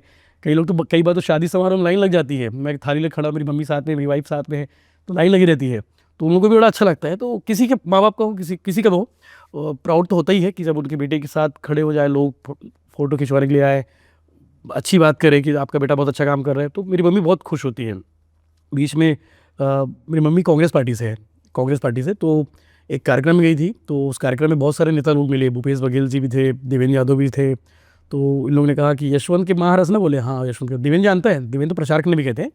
तो यशवंत की मम्मी इसने करके, हाँ ऐसे कहते, कैसे जानता है? तो बेटा इंटरव्यू लेवर आते, तो बेटा इंटरव्यू लेते, तो ऐसा उनको अच्छा लगता है। मेरी मम्मी बहुत खुश होती है, पापा भी बहुत खुश होते हैं उस टाइम को। तो पापा से बात भी करा देते हैं, ये बेटा तो उससे बात करना चाहते हो, बात करा देते वो उस टाइम। ये एक लड़के की तरफ से अगर मैं बात करूँ तो माँ के साथ तो एक अलग कनेक्शन लड़के का रहता ही है, बट शायद ऐसा होता है कि अपने फादर से बहुत कम खुल पाते हैं लड़के, है ना। हाँ। आपका कैसा रिलेशन है फादर के साथ? बीच में वीडियो कॉल की रील आप डाले थे, वो उस बारे में थोड़ा कि पापा के कैसा? मेरे पापा के साथ ऐसा है कि पापा बहुत रिजर्व नेचर के हैं, ज़्यादा खुलते नहीं हैं वो, और वैसे भी हम लोग भी उनसे ज़्यादा खुलते नहीं हैं। जब भी मैं स्कूल पढ़ाई करता था तो सिर्फ फीस के बाद, पापा वो फीस जमा करना है, इतना देना है, पैसा दे दिए, सब पूछते भी नहीं क्या कर रहे कैसे करके। तो बाकी लोग की मैं बॉन्डिंग देखता हूँ, बहुत अच्छी बॉन्डिंग होती है। हम लोग की उतनी अच्छी बॉन्डिंग नहीं उस मामले में, मतलब खुल के मामले में वो एकदम सिस्टमेटिक है। वो पापा है तो पापा है, मैं बेटा हूँ तो बेटा हूँ, एक नेचर होता है। लेकिन हाँ ठीक है, हमारे पापा ने बहुत अच्छी परवरिश की। मतलब उनका सपना था कि मेरे पापा हमाली थे, अब तो काम बंद कर दिए नहीं जाते, लेकिन बोरा होता है ना, जो रेलवे जो ट्रेन से बोरा आता है, उसको माल आता है, उसको ट्रेन ट्रक में डालते हैं, और पास में वेस्लेन स्कूल है। तो मेरे पापा का सपना था कि मेरा बेटा इस स्कूल में पढ़ेगा करके। राजनांदगांव का सबसे बड़ा स्कूल है वो, वेस्लेन स्कूल, और रेलवे स्टेशन के पास में है। तो पापा का वही काम करते थे, तो उनको सपना था कि मेरा बेटा यहाँ पढ़ेगा। तो एडमिशन कराने के लिए मेरे चाचा गए थे स्कूल में, क्योंकि मेरे पापा पढ़े नहीं हैं, उन लोग बिल्कुल एक भी कभी स्कूल नहीं गए हैं। तो उन्होंने अपना सपना पूरा किया, मेरे को वहाँ स्कूल भेज के, उस स्कूल में, वेस्टलैंड स्कूल में पढ़ाई किया, 9th 10th 11th 12th। उसके बाद उनके लिए भी अच्छा था कि मैं टिफ़िन लेके जाता था, पापा के लिए टिफ़िन छोड़ता था, फिर स्कूल जाता था मैं सामने। तो उनको लगता है कि मैंने अपने बेटे पढ़ा के सही किया, अच्छा किया, उनको प्राउड होता है। तो मैंने उनका सीना हमेशा चौड़ा ही किया है पापा का। भैया भाभी जी से कब मिले आप? ये भी इंटरेस्टिंग है इसकी कहानी लंबी है शिल्पी से मेरी पहली मुलाकात तो पुलगांव चौक में हुई थी। मुलाकात नहीं यार, पुलगांव चौक नहीं, शायद मैं गलत हूँ, पद्मनाभपुर में वो एक तृप्ति रेस्टोरेंट है ना, तृप्ति रेस्टोरेंट। हाँ, वहाँ हम लोग की पहली मुलाकात हुई थी। लेकिन मिले कैसे थे, कनेक्ट कैसे हुए, यही कहानी इंपॉर्टेंट है। तो दैनिक भास्कर में था मैं, तो दैनिक भास्कर में एक नंबर छपता था, नो पॉलीथीन कैंपेन चल रहा था भास्कर में, उस कैंपेन को लीड कर रहा था मैं। साल कौन सा था? 2014 एंड 14 के आसपास, उसी समय मिले? उसी समय। तो नो पॉलीथीन कैंपेन में मेरा नाम छपता था और फोटो छपता था, सॉरी नंबर। और हम लोग पब्लिक से अपील करते थे, व्हाट्सअप मंगवाते थे कि आप अपनी घर की फ़ोटो भेजिए पौधे लगाने वाला, और आप पॉलीथीन नो पॉलीथीन करते हुए वो भेजिए, हम कि पॉलीथीन यूज़ नहीं करेंगे, शपथ लेते हुए फ़ोटो भेजिए। तो वो फ़ोटो आती थी मेरे पास, तो उसमें एक मैसेज आया था, उसमें वो शिल्पी का मैसेज था कि मुझे जर्नलिज़्म सीखना है, मुझे भी जर्नलिस्ट बनना है। तो मैं फिर नॉर्मली बातचीत किया। उन्होंने ना मेल पे भी मैसेज किया था, ईमेल पे, जीमेल पे, ओके। हाय मैं दिस इज़ शिल्पी, मैं ऐसा ऐसा करके। तो नॉर्मली मैंने भी रिप्लाई, वहाँ भी रिप्लाई किया, इधर भी रिप्लाई किया। फिर हमारी बातचीत शुरू हुई। फिर मैं पूछा नॉर्मली कौन क्या कैसे करके, तो उन्होंने बताया कि मैं शिल्पी घोष हूँ और राजरा से हूँ, मैं यहाँ पे बुआ के आई हूँ। तो अपनी बुआ के आई थी। तो उसके बाद ठीक है, थैंक यू, बढ़िया, ऐसे करके फिर हुडको भी गया था मैं कवर करने के लिए स्टोरी। तो उस दिन उनसे मुलाकात हो गई थी। फिर नंबर तो मेरे वायरल हो ही गए थे, उनके पास पहुँच ही गया था। फिर उसके बाद हम लोग मिलना शुरू हो गया था, हम लोग नॉर्मली बातचीत करने लगे, चैट्स अच्छी रहे, बढ़िया बातचीत होती रहा, हेल्दी नेचर से बातचीत होगी। मैं अप डाउन करता था राजनांदगांव से भिलाई, तो बातचीत करते करते जाता था। तो हम लोग कनेक्ट कैसे हुए हमको खुद को नहीं मालूम। कई बार मुझे पूछती है कि मैं क्या पसंद आया मेरे अंदर, ऐसा करके, तो पता नहीं यार बस क्यों प्यार किया, ऐसा करके पूछती है, तो मैं पता नहीं बस हो गया। तो वो कहानी ऐसी है कि ऐसी फिर उसके बाद हम लोग मिलना शुरू हुआ। और मैं ऑफिस से बंक मार के घूमने भी जाते थे हम दोनों, कोई कामुड़ी पार घूम रहे हैं, मनगटा घूम रहे हैं, कभी इधर उतई घूम रहे हैं। फिर उसके बाद उसको ड्रॉप करता था, फिर मैं ऑफिस आता था, फिर स्टोरी कवर करता था। तो ये इंटरेस्टिंग पॉइंट था उसमें हम लोग का। उसके बाद ना शादी बहुत जल्दी हुई हम लोग की, मतलब बहुत कम टाइम में, कुछ में 14 एंडिंग में मिले आप? फिर 14 एंडिंग में मिले और उसके बाद 15 जनवरी में शादी कर लिए। शिल्पी के घर में रिश्ते की बात चल रही थी, तो बताया उसने कि मेरे घर में रिश्ते की बात चल रही है, तो बात करनी चाहिए, तुम्हें आनी चाहिए, ऐसे करके। फिर मैं चले गए बात करने के लिए। फिर बात किया, अकेले ही चले गए? मैं अकेले चले गया। मैं ऑफिस में बोल के गया था कि यार बॉस कुछ गड़बड़ हो सकता है, देख लेना, मैं जा रहा हूँ, रिश्ते की बात करने जा रहा हूँ, शादी करने की बात करने जा रहा हूँ, ऐसा करके। तो मतलब उन लोग भी सरप्राइज़ हो गए, बोले कहाँ जा रहे, क्या करने वाले? तो बोले जा रहा हूँ बस। हुडको गया, गाड़ी नीचे खड़ी की अपनी डिस्कवर। उसके बाद उनके ऊपर गया रूम में, घर पे। और फिर मैं बुआ सास से मिला, अपनी बुआ सास से, कि बुआ जी मैं प्यार करता हूँ शिल्पी से और शादी करना चाहता हूँ, ऐसा करके प्रपोज़ किया, उनको प्रपोज़ल दिया। तो मेरी बुआ सास भड़क गई, तुम कौन हो, ऐसा ऐसा करके। उससे पहले बुआ को नहीं मालूम था कि कोई है लड़का क्या कुछ करके। शिल्पी वहीं खड़ी थी, शिल्पी को मारने लग गई कि तू ऐसा कर रही है, वैसा कर रही है। फिर मैं छुड़ाने चले गया था, तुम चुप रहो, दूर रहो, ऐसा करके। फिर बुआ सास ने मेरे को मतलब धमकी दी उन्होंने। उधर फिर मैं चुप हो गया, भैया मैं शांत रहता हूँ करके, उनका चलने दो। फिर उसके बाद सामान पैक करके बुआ सास ले आई, लेके चले जाओ इसको, लड़की को, ऐसे करके। फिर मतलब मैं कहाँ लेके जाऊँगा, मैं तो ये सोच के नहीं आया था लेके जाने वाली बात, मैं तो सिर्फ बात करने आया था। फिर उसके बाद बोले कि ठीक है चलो, तो शिल्पी बोली हमें जाना चाहिए करिए, तो चले गए। फिर ठीक है, फिर नीचे ही खड़े होके ना मैं अपने पापा को फ़ोन लगाया कि पाप क्या बताऊँ, घर में मैं लड़की तो घर से निकल गई है, मेरे साथ आ गई है बैग लेके। तो फिर पापा को फ़ोन लगाया, पापा मैं एक लड़की से शादी कर लिया, बोल दिया। मैं शादी हुई नहीं थी, बस लेके आया था, शादी कर लिया हूँ। मेरे पापा टेंशन में, 2014 की बात है, जनवरी के आसपास। तो जनवरी 15 लग गया था ये। अब जैसे शादी कर ली थे, शादी कर लिया हूँ, हाँ मैं शादी कर लिया बोल दिया। 4 जनवरी के आसपास की बात थी, 4 या 5-6 तारीख के आसपास। क्योंकि 4 जनवरी के मेरी मम्मी शपथ दी थी, पहली बार पार्षद बनी थी, और शपथ लेने के 4-5 दिन बाद ये कांड हुआ था। तो पापा को फ़ोन लगाया कि मैं शादी कर लिया हूँ और लड़की ऐसी सी है। तो बोले अरे समझ ही नहीं आया उनको मैं क्या बोल रहा हूँ। तो मेरी मम्मी से बात कराया, फिर मेरी माँ से बात की, माँ मतलब शादी कर ले हूँ, ये शिल्पी नाम है लड़की के, और अभी दुर्ग में हूँ मैं, यहाँ यहीं भिलाई में। तो बोले तुम वहीं रहो, बोले नानी की ज़रूरत नहीं इधर, बोले हम लोग और आतन करके। तो फिर नानी क्या भेजे मेरे को, फिर नानी के यहाँ उसको शिल्पी का रखा। लेकिन उससे पहले एक दिन मैं अपने स्टाफ के यहाँ रखा था, फैमिली जहाँ रहती है वहाँ पे, वहाँ छोड़ के घर चले गया था। फिर उसके बाद फिर राजनांदगांव लेके गया मैं। तो राजनांदगांव में देखने वालों की भीड़ लग गई कि पार्षद के बेटे ने लड़की भगा के लिए शादी कर ली है, ऐसा करके। फिर 1-2 दिन घर पे रहे राजनांदगांव में। फिर उसके बाद फिर हम लोग दुर्ग शिफ्ट हुए फाइनली, नानी के घर पे गंजपारा। फिर दुर्ग पे रहे। उसके बाद हम लोग की शादी की तारीख तय की गई कि 15 तारीख को शादी करना है करके। काउंसलिंग हुआ हम लोग की शादी से पहले, आर्य समाज में काउंसलिंग होती है। आपके घर वालों को भी इन्फॉर्म किया जाता है, लड़की घर वालों को भी बताया जाता है, बता के शादी करते हैं ना। ऐसा नहीं कि भाग के शादी करने मतलब है कि नहीं कि तत्काल शादी कर दो। मैं जहाँ पे किया, जो ओरिजिनल आर्य समाज है, वो एकदम प्रोसेस होता है वहाँ पे। तो मेरे घर में भी नोटिस गया, शिल्पी के घर में भी नोटिस गया, उनको बताया गया कि ये लड़की आपके घर की बेटी है, शादी करने वाली है, आपको कोई आपत्ति है, कुछ बात है तो आप आके कहिए, ऐसे करके, या फिर शादी में शरीक हो जाइए, शादी में उनके घर से कोई नहीं आया था, तो शादी में गवाह बनाया जाता है। 7 गवाह चाहिए थे, 7 3-4 चाहिए थे। आधार कार्ड लेके आना करके मैंने पूरी टीम को बोल दिया था, अपने ऑफिस वालों को, कि इस शादी में गवाही कम नहीं पड़नी चाहिए। ऑफिस में बोल दिया था, एक डिप्टी कलेक्टर को बोल दिया था, एक अधिकारी को बोल दिया था, उन लोग भी पहुंच गए। मतलब मेरी शादी जिस दिन हुई 15 तारीख को, तो उस दिन पूरे सब अपना आधार कार्ड लेके आए थे। सब पूछ रहे आधार कार्ड क्यों लेके आए, आधार कार्ड क्यों लेके आए। साले यशवंत ने सबको बुला लिया, आधार कार्ड लेके आ रहे ताकि गवाह कम मत पड़े। तो 7-8 लोग अपने आधार कार्ड जमा किए, शादी हुई बढ़िया। और शादी तो मेरी रिसेप्शन तो हुई नहीं कभी, आज तक नहीं हुई रिसेप्शन। तो मैंने समोसा पार्टी करने का प्लान है? हाँ करेंगे, पार्टी करेंगे, मतलब वो रिसेप्शन करेंगे कभी, Reception। लेकिन मैंने समोसा पार्टी दी थी। तो वो लोग आज भी याद करते जो शादी में उस दिन आए थे, साले तो अभी तक रिसेप्शन नहीं दिया है, तो सिर्फ समोसा खिला के छोड़ दिया करके। तो लोग बोलते हैं कभी मौका मिलेगा तो देंगे, उसका ज़रूरत पड़ेगी अभी उसमें, तो कभी कोई अवसर क्रिएट हुआ तो ये हमारी जर्नी थी शादी करेक्शन कैसे। अब एक लड़के की तरफ से एक बात मैं बोलता हूँ भैया, जैसे सारे लड़के यहाँ बैठे हैं जितने, वो भी कनेक्ट करेंगे और जो देख रहे हैं वो भी कनेक्ट करेंगे, कि जब शादी से पहले की बात बता रहा हूँ, कि जब एक लड़का रिलेशनशिप में होता है, तो अगर उसका रिलेशनशिप अच्छा, उसका काम भी अच्छा जी, उसका मन भी अच्छा, उसका परिवार भी अच्छा, मन प्रफुल्लित रहता है और आनंद में रहता है, बिल्कुल, और सब कुछ अच्छा होता है। एकदम। रिलेशनशिप अच्छा रहा तो और रिलेशनशिप खराब तो फिर सभी खराब, जिंदगी बर्बाद है पूरा दो-धारी तलवार है। तो एक पार्टनर का सपोर्ट जी एक करियर में कितना इंपॉर्टेंट होता है। बहुत। बिलाइट टाइम्स आप बाद में चालू किए हो, जी, शादी तो आपकी 2015 में हो गई, फिर आप 6 साल बाद चालू किए, तो क्या सपोर्ट था और कैसा क्या होता है उसमें, कैसा? इस पे मैं समझता हूँ कि जो अंडरस्टैंडिंग होनी चाहिए वो बहुत ज़रूरी है, कि आप ऐसा अपनी वाइफ को फीड करो या फिर वाइफ अपने हस्बैंड को फीड करे कि दोनों एक दूसरे को समझे अच्छे से और एकदम हकीकत की नींव पे रहे। ऐसा नहीं कि सब हवा हवाई नींव पे है और कभी भी भसक जाए वो रिश्ता, ऐसा नहीं है। आप उनको बताओ कि भाई जो मैं काम कर रहा हूँ ये कितना इंपॉर्टेंट काम है और ये इतना ज़रूरी है, मैं कहीं जा रहा हूँ इतना इसलिए ज़रूरी है, तो वो समझे सामने वाले को। और इसी समझदारी से हमारा रिलेशन यहाँ तक अभी तक है, समझदारी की वजह से सिर्फ। और मैं उन सारे लड़के लड़कियों से कहना चाहूँगा, भैया रिश्ते में ना भरोसा बहुत इंपॉर्टेंट होता है।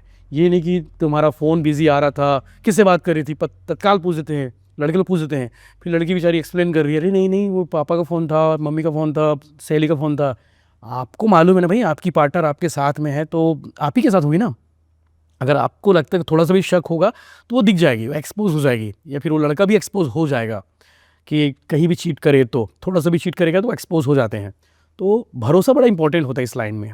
भरोसा आपको जीतना पड़ेगा अपने कामों के दम पे, अपने मेन कामों के दम पे मेन, क्योंकि लोग झूठ कैसे बोलेंगे, कामों के लिए वो झूठ बोलते हैं। आज के जनरेशन थोड़ा ट्रस्ट इशू बहुत ज्यादा बढ़ गया है, बहुत ज़्यादा। फोन और सोशल मीडिया ये सारी चीजें आ गई है, तो फोन आया तो बिजी कहाँ हो, क्या कर रहे हो, हाँ वो ये वाली चीजें हैं। तो यंग कपल को आप क्या एडवाइस करना चाहते हो कि रिलेशनशिप, क्योंकि देखो भैया लव मैरिज आज के जनरेशन के हिसाब से चलना बहुत मुश्किल हो गया टू बी ऑनेस्ट, क्योंकि रिलेशनशिप ही नहीं चल पाता है शादी तक। मुझे लगा कि अरेंज मेरी ज़्यादा खतरनाक हो गया है। एग्जैक्टली हाँ, वो तो ही है। इतना केस कवर करता हूँ, आप मेरी रील्स देखो, मैं किसी ने भाई मीम बना दिया था कि बोले शादी करने का मन इसलिए नहीं होता, तो मेरी 5 स्टोरी के थंबनेल लगा दिए कि पति ने किया पत्नी का मर्डर, पत्नी और प्रेमी ने मिलकर पति को हटाया रास्ते से, पति बनी कातिल, ऐसा करके उसने 5-6 थंबनेल बना दिया और निकाल दिया, मीम बना दिया उसने मेरी रील्स को, मतलब मेरी वीडियोस के थंबनेल को। तो ऐसा लगातार केस बढ़ रहा है, ऐसा कोई दिन नहीं होता जिस दिन मैं कोई स्टोरी न बनाऊँ मर्डर की। और ऐसा कोई दूसरा तीसरा हफ्ते में तो 5-6 हो ही जाते हैं कि किसी पति ने पत्नी को मार दिया, किसी पत्नी ने प्रेमी के साथ मिलकर पति को मार दिया, या फिर कई बार तो पति पत्नी मिलके प्रेमी को मार देते हैं। तो ये खतरनाक स्थिति में है, बहुत खतरनाक स्थिति में लोग तत्काल चाकू छुरे निकाल के दे देते हैं, मर्डर कर देते हैं। तो ये सब शक की वजह से आप देखोगे कि यहाँ पे जाके महिला थाना जाके चले जाओ या फिर महिला विभाग चले जाओ, जो काउंसलिंग वाला सेंटर है, वहाँ पे अधिकांश केस जो है सिर्फ इसलिए क्योंकि फ़ोन पे बात करती रहती है, दिन भर रील्स बनाती रहती है। यार रील्स हम भी बनाते हैं, ये नहीं कि दिन भर नाचने गाने वाले रील्स डालते हैं, हम इन्फॉर्मेटिव रील्स डालते हैं, आप काम की रील्स डालते हैं, हम कहीं घूमने जाते दिखाते हैं कि ये जगह ऐसी है, यहाँ पे घूमने आप भी आ सकते हो, ऐसी खाने की जगह है, ये सब चीज़ें। जो दिन भर गाने पे रील्स बनाते हैं, इस पे रील बनाते हैं, मैं उनके लिए कहूँगा कि थोड़ा सा कम करना चाहिए वो सब चीज़ें। आप जिस प्रोफेशन में हो उस प्रोफेशन के रील्स ज़्यादा होने चाहिए आपके पास। ओके, अब जैसे आपको जो पार्टनर मिली जी, भाभी जी, वो बहुत सपोर्टिव थी, बहुत बट शायद हर किसी को वो नहीं मिल पाता। मिलती सबको है बट उसको निभाना पड़ता है। अच्छा, ऐसा नहीं कि शिल्पी ने निभाया, मैंने भी निभाया, हम दोनों अच्छे से निभाया उस चीज़ को, दोनों तरफ से समझदारी होता है, हो। वो दोनों तरफ से होता है। जी, ठीक है। अब जैसे भैया आपकी 2 लाइफ तो हर जगह हाईलाइट हो ही जाती है, एक आपकी प्रोफेशनल लाइफ, एक पर्सनल लाइफ। जी, प्रोफेशनल आप जो काम करते हैं, आप जो रिपोर्टिंग करते हैं वो दिखता ही है। पर्सनल लाइफ भी किस सारे पॉडकास्ट में कहीं ना कहीं किसी ना किसी तरीके से लोग जानते हैं कि हाँ आपकी जर्नी क्या थी, और इंस्टाग्राम प्रोफाइल पे मैं बिल्कुल पता है। बट आपकी एक और लाइफ है जी, जो शायद लोगों को नहीं पता है, या पता भी होगा बट वो कभी हाईलाइट ही नहीं हुआ। तो वो लाइफ के बारे में मैं बोलना चाहता हूँ कि आपकी एंटरप्रेन्योरियल लाइफ, कि आप एक पत्रकार हो, आप एक इंसान हो, पर आप एक एंटरप्रेन्योर भी हो, बट उस बारे में बहुत कम लोग बात करते हैं। तो मैं इस चीज़ पे थोड़ा हाईलाइट करना चाहता हूँ कि बीइंग एन एंटरप्रेन्योर ये कितना टफ होता है, क्योंकि हम तो आपको देख रहे सिर्फ फोन पे कि हाँ ठीक है, फोन खोला, यशवंत भैया की रील आई, यशवंत भैया ने रिपोर्टिंग की, हो गया, बट उसके पीछे तो आपके एम्प्लॉयज़ भी हैं, आपकी कंपनी है। तो ये कैसे, ये चीज़ आप कैसे मैनेज करते हो, और एज एन एंटरप्रेन्योर आपके लिए कितना मुश्किल होता है ये चीज़ें? तो हाँ, थोड़ा चैलेंजिंग तो है ये पार्ट, क्योंकि लोग पर्सनल लाइफ को जानते हैं, प्रोफेशनल लाइफ को जानते हैं, लेकिन ये जो पार्ट है एंटरप्रेन्योर वाला, क्योंकि 10 लोग की टीम है और सबको मैनेज भी करना है, मैनेजमेंट के हिसाब से फाइनेंशियली देखना है, उस पार्ट को भी देखना है, फाइनेंस वाला पार्ट को। पहले जब पत्रकार था ना मैं, मतलब पत्रकार तो अभी भी हूँ, लेकिन किसी के यहाँ नौकरी करता था भास्कर में, तो मुझे लगता था कि यार मस्त बढ़िया काम है, मैनेजमेंट करना, मैनेज करना, मालिक बन के रहना। लेकिन अब समझ में आया कि चीज़ों को सब कुछ कितना मैनेज करना पड़ता है। मैनेज यानी कि आपको सेक्रीफाइस करनी पड़ती है, आपको बड़े फैसले लेने पड़ते हैं, आपको डिसीजन बहुत कम टाइम में लेने पड़ते हैं। ऐसा नहीं कि एकदम टाइम इन रो डिसीजन के लिए। तो टफ बहुत है ये लाइन, क्योंकि आपको सब कुछ देखना है ना, आपके पास सब कुछ देखना है, आपको सब कुछ अटेंड करना है। तो मुश्किल ज़रूर है, लेकिन हो जाता है सब कुछ, बस क्योंकि मैं खुद रिपोर्टर हूँ और इस यहाँ का रिपोर्टर, विलाइट का रिपोर्टर हूँ, तो मुझे मालूम है कि मुझे क्या करना है, मेरे वीडियोज़ में व्यूज़ कैसे आएंगे, मेरे वीडियोज़ के थंबनेल क्या होने चाहिए, ये मुझे मालूम है, सारे जिम्मेदारी देखनी पड़ती है। तो आप रिपोर्टर भी हो, आप एडिटर भी हो, आप संपादक भी हो, अपने उसके साथ साथ आप एमडी भी हो, आप सीईओ भी हो, आप उस नज़रिए से देखा जाए तो सब कुछ आप हो, करता आती है। हाँ, मतलब करना ही है। टीम अभी 10 लोगों की 10 लोगों की टीम है, मोटा मोटा 10 लोग बोल सकते हैं, क्योंकि 2 एडिटर हैं, अजय देशमुख और एक हिमांशु। रिपोर्टर्स की बात करें तो लाभेश है, और योगेश है, गौरव है, हरेंद्र है, और भी साथी हमारे साथ जुड़े हुए जो प्रदेश भर में हैं, क्योंकि योगेश यादव है, IN24 वाला है, हमारा साथी है, प्रांशु है। तो ऐसे सब कनेक्ट है सब लोग एक दूसरे से, बिल्कुल। तो अब चलते हैं मैं ग्राउंड जीरो पे। छत्तीसगढ़ के इतिहास में बहुत सारे ऐसे इंसिडेंट्स हुए हैं, वारदात ऐसे हुए हैं जो कि इतिहास में लिखे जाएंगे, और आप उस चीज़ के साक्षी भी थे, ठीक है। तो सबसे पहले मैं बात करना चाहूँगा कि बलौदा बाजार जो कांड हुआ, जिसमें कलेक्ट्रेट की जगह को आग लगा, बिल्डिंग पर आग लगा, उस घटना के बारे में थोड़ा सा ये बताओ कि वो मैटर क्या था, और क्या क्या चीज़ें आप वहाँ जाके जो खुद आप देख करके एक्सपीरियंस करके वो चीज़ आए हैं, वो बताइए एक बार। 10 जून 2024 तारीख शायद यही है। बलौदा बाजार के इतिहास के लिए ये काला अध्याय है, और छत्तीसगढ़ के इतिहास के लिए भी काला अध्याय है कि पहली बार ऐसा हुआ था कि एक समाज वहाँ पे इकट्ठा हुआ था, जो गुफा, अमरदास गुफा थी, उस गुफा में एक जैतखाम था, पवित्र जैतखाम। उस जैतखाम को किसी ने काट के तोड़ दिया था। उसके बाद 3 लोग को पुलिस का दावा कि गिरफ्तार भी किए थे। गिरफ्तार करने के बाद वो जमानत पे छूट गए, वो काम करने आए थे। तो उसी के विरोध में थे कि हमारे पवित्र जैतखाम को तोड़ा क्यों गया, इसलिए सब इकट्ठा हुए। इकट्ठा होने के बाद पता नहीं भीड़ आक्रोशित कैसे हो गई अचानक से, ये पुलिस भी समझ नहीं पाई, और पुलिस के लिए ये फेल्योर था वहाँ पे कि इतनी सारी भीड़ इकट्ठा हो गई और पुलिस को पता ही नहीं था, इंटेलिजेंस पुलिस का फेल था वहाँ पे।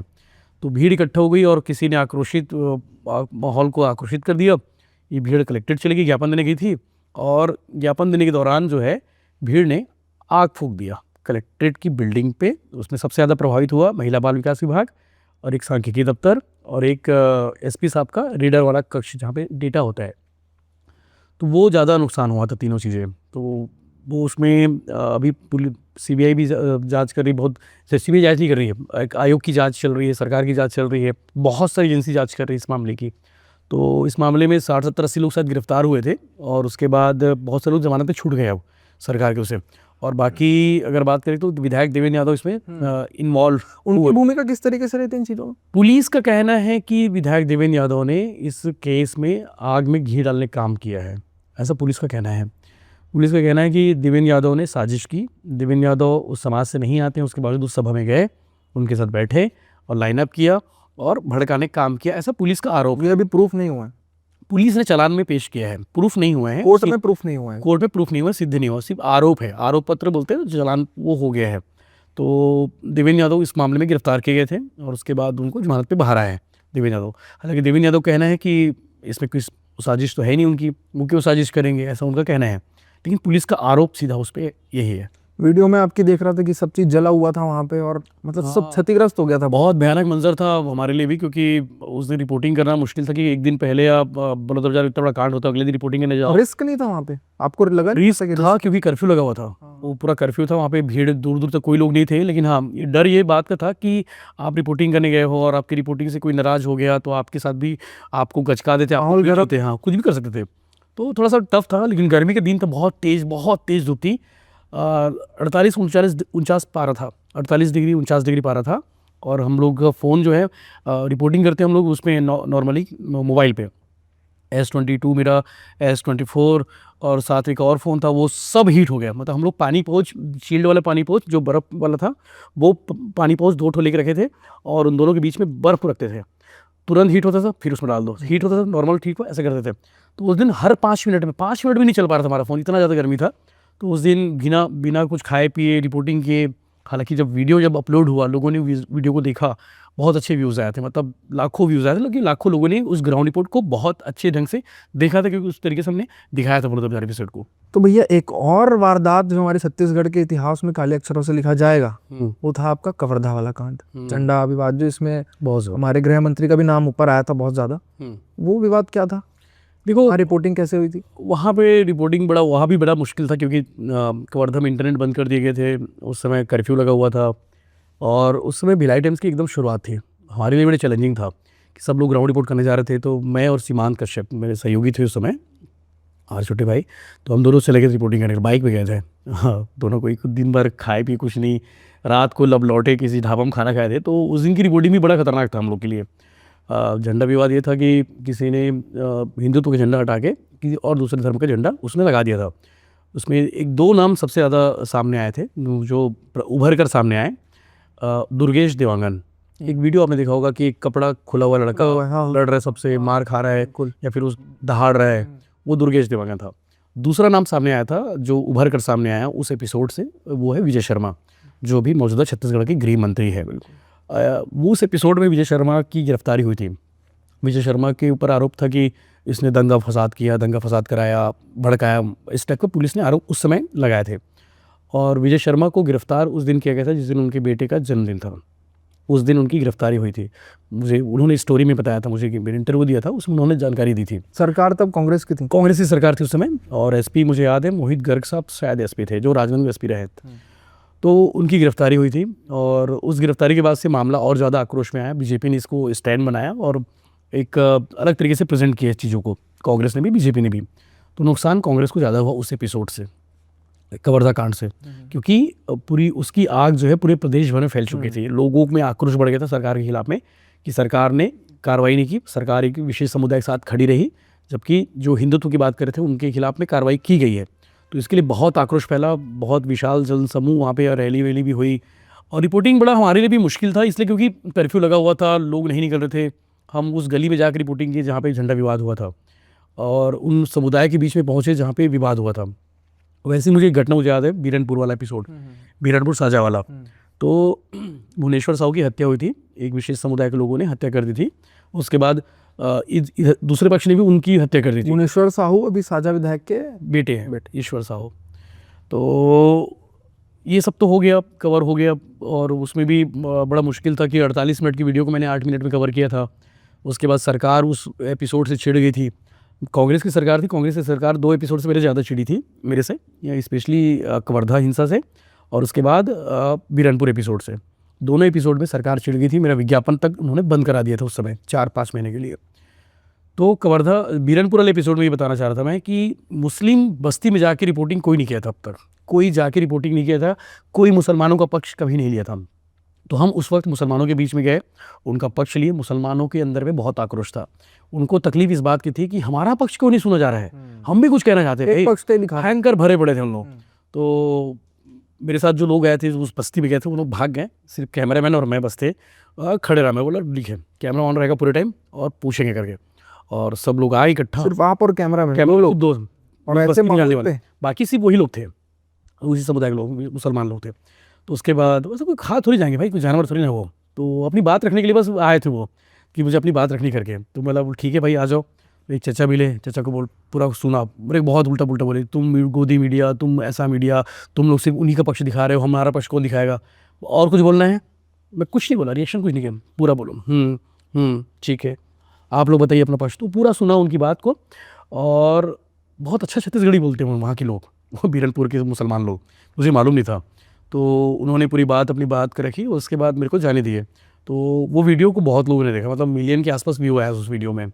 तो उनका भी पक्ष आना चाहिए था। तो ये एपिसोड हमेशा याद रहेगा, specially Balodabazar episode, Kawardha episode, Biranpur episode. और जिस तरह के जो उन्माद होते हैं वहाँ पे जाकर रिपोर्टिंग करने के बाद जो हम कोशिश करते हैं कि चीज़ों को ठीक करें, शांत करने की कोशिश करें, ये नहीं कि और भड़काने की कोशिश करें, ठीक करने की कोशिश में लगे रहते हैं। तो ये एपिसोड रहेगा हमेशा याद। ओके। तो भैया जैसे कि आप रिपोर्टिंग तो करते हैं, बट एक चीज़ और मैं काफ़ी समय से देख रहा हूँ कि आप समाज सेवक भी हैं। जैसे कि जो अभी ASI भर्ती वाला जो चीज़ हुई थी जी, चाहते तो आप रिपोर्टिंग करके वो सही कर सकते, ASI भर्ती चाहते तो आप वहाँ रिपोर्टिंग करते कि इस तरीके की चीज़ें भी सरकार से DED वाले नाखुश है और आपका काम वहाँ खत्म हो जाता। पर वहाँ पे आप उस आंदोलन में साथ रहे, उनके लिए इतना आप लोगों ने किया और उस चीज़ का फल भी उनको मिला। ये वाला कैसे आता है? चाहते हो रिपोर्टिंग करके भी आप खत्म कर सकते हो। फिर इतिहास के आंदोलन में ये दोनों आंदोलन हमेशा याद रखे जाएंगे। एक BED वाला, DED वर्सेस BED वाला एपिसोड था, और एक ASI भर्ती वाला आंदोलन था। मतलब नो डाउट इन लोगों के लिए जो पत्रकार के रूप में जितना करना चाहिए था उतना हम लोगों ने किया, उनके साथ खड़े रहे, उनकी हर एक्टिविटी को दिखाया ताकि सरकार पर दबाव बने। सरकार पर दबाव बना बहुत ज़रूरी था। अब वो बच्चे ASI जो कैंडिडेट थे वो ट्रेनिंग कर रहे हैं। अभी उस दिन PM की सभा में उन लोग सब मिले भी थे, मुझे सारे उसमें लगे थे, और अभी ट्रेनिंग पे है चंदखुरी में। तो उन लोग सब मिले, बढ़िया हाथ मिले, गले मिलाए, कुछ तो पैर भी छूने लगे थे। तो उनको मैं प्यार से नमस्ते किया, भाई आप वर्दी में हो, वर्दी का ख्याल रखो करके। नहीं भैया आपके लिए प्यार है क्योंकि आपने बहुत हमारे लिए किया। तो वो सारे कैंडिडेट हमेशा याद रखते हैं। DED वर्सेस BED वाला जो इशू था कि DED वालों को नौकरी मिल गई थी BED वालों की जगह पे, उसके बाद सरकार ने उनको बर्खास्त कर दिया था। सोचिए 2600 परिवार को एक झटके में नौकरी से बाहर कर दिया, सरकारी नौकरी से बाहर कर दी। ये छत्तीसगढ़ के इतिहास में ऐसा पहली बार हुआ था। तो इनके साथ भी खड़ा था और इनके बीच रिपोर्टिंग करने गया। मतलब सबसे ज़्यादा स्टोरी मैंने इनके लिए की, DED वालों के लिए, और मैं कभी उनको भूल नहीं पाऊँगा। एक दिन मुझे याद है, तूता में धरना प्रदर्शन चल रहा था, सब लोग रो रहे थे, और जब मेरा कैमरा ऑन हुआ तो और ज़्यादा रोने लग गए, और उनके रोने को देख के मैं भी रोने लग गया कि यार मतलब इनके साथ गलत हुआ करके।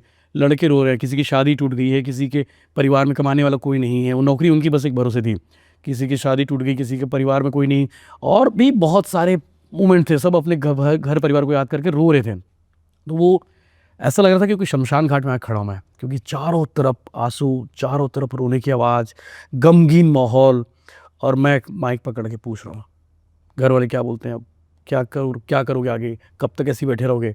उनको 30-40 दिन हो ही गया था।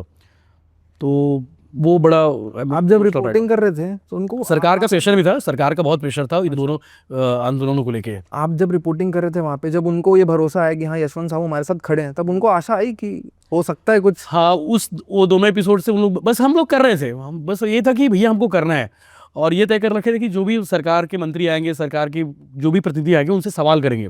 तो सबसे ज़्यादा सवाल भिलाई टाइम्स ने किया उनके लिए कि इनकी नौकरी क्या होगा, इनके लिए क्या होगा। और इसीलिए लोग मानते भी हैं कि यार जहाँ कहीं ना उम्मीद दिखे वहाँ भिलाई टाइम्स के पास चले जाओ, वहाँ उम्मीदें रहेंगी, वहाँ आशा रहेगी कि आशा की नई किरण चमकाते हुए आती है। तो वो अच्छा पॉजिटिव उसमें रहा वो। तो रिपोर्टिंग से लेके भैया मेरा लास्ट सवाल ये है कि अब हम लोग जाते हैं, मतलब आप जाते हैं कि इस तरीके से मैं जाऊंगा, इतने बजे जाऊंगा, ये चीज़ें मेरी प्लान रहती है, पूरे शेड्यूल के साथ होता है, पूरे शेड्यूल के साथ होता है। बट कई बार ऐसा भी होता होगा कि आप सोच के कुछ जा रहे हो और वहाँ अनएक्सपेक्टेड चीज़ें हो गई पूरी, और आपको संभालना पड़ गया। ऐसा रोज होता है। एक आध शेयर आप कर सकते हो कुछ? ऐसा रोज होता है, जैसे कि अभी बिलासपुर रेल एक्सीडेंट की बात कर रहा हूँ। ये ऐसी स्टोरी दिन में आती है ना कि कुछ अलग टाइप की स्टोरी होगी, तो सोचे नहीं थे, हो जाता है। तो बिलासपुर रेल हादसे की खबर 4:30-5 बजे के आसपास है, 5 बजे के आसपास, कि बिलासपुर में एक बड़ा रेल हादसा हो गया कि एक मालगाड़ी के ऊपर में एक पैसेंजर ट्रेन चढ़ गई है, यानी कि एक ही पटरी पर 2 ट्रेनें आ गई हैं। ये खबर हमारे पास आई थी 5 बजे के आसपास, 4:30 के आसपास की घटना थी। तो उसके बाद तत्काल हम भिड़े उस पर, काम भी किए कि नहीं यार क्या हो गया, कैसे हो गया करके। तो उस बीच में जो प्लानिंग स्टोरी थी उसको हमने साइड किया। तो ऐसा होता है। तो इस लाइन में 2 चीज़ बहुत इंपॉर्टेंट हैं। एक तो आपको प्लानिंग करके रखनी पड़ेगी, ज़रूरी नहीं कि रोज़ ऐसी बड़ी हैपनिंग हो, ज़रूरी नहीं। तो इसलिए आपको एक प्लानिंग करके रखनी पड़ेगी ताकि आपकी चीज़ें चलती रहे प्रॉपर। तो हमारे पास स्टोरी प्लानिंग होती है, हम सबके पास एक स्टोरी पेंडिंग, बहुत सारी स्टोरी, मेरी बहुत सारी वीडियोस पड़े हुए हैं जिसको एडिट करना है, फिर एडिट हो गए हैं, जिसके लिए मुहूर्त नहीं निकल रहा है अपलोड करने के लिए। इसलिए क्योंकि हैपनिंग बड़ी हो जाती है तो हम हैपनिंग पर ज़्यादा फोकस करते हैं। तो ये स्टोरी उस दिन हमने कुछ स्टोरीज़ को होल्ड किया और वो भी बिलासपुर भिड़े और अगले दिन हम बिलासपुर पहुंच गए। अब जब किसी ग्राउंड पर जाते हैं ना तो वहाँ पे हमारे लिए अपॉर्चुनिटी होती है कि हर वो चीज़ को कवर कर लो, हर वो एंगल को कवर कर लो जो बहुत ज़रूरी है, ताकि दोबारा आने का मौका नहीं मिलेगा। तो उस दिन हमने ट्रेन की बोगी में चढ़ के स्टोरी किया, चश्मदीद लोग से बातचीत किया। हमने ये भी बताया कि 27,000 करोड़ कमाने वाला बिलासपुर जोन अपने सेफ्टी को लेकर कितना अवेयर है, तो कुछ नहीं है। तो वो भी चीज़ को हमने कवर किया, बहुत सारी चीज़ों को हमने कवर कर लिया। तो ये पर डे होता है कि अनएक्सपेक्टेड कोई ऐसी स्टोरी आती है जिसके लिए हमारी प्लानिंग स्टोरी को साइड करनी पड़ती है, लेकिन हम प्लानिंग वाली स्टोरी ज़्यादा फोकस करते हैं उस पर।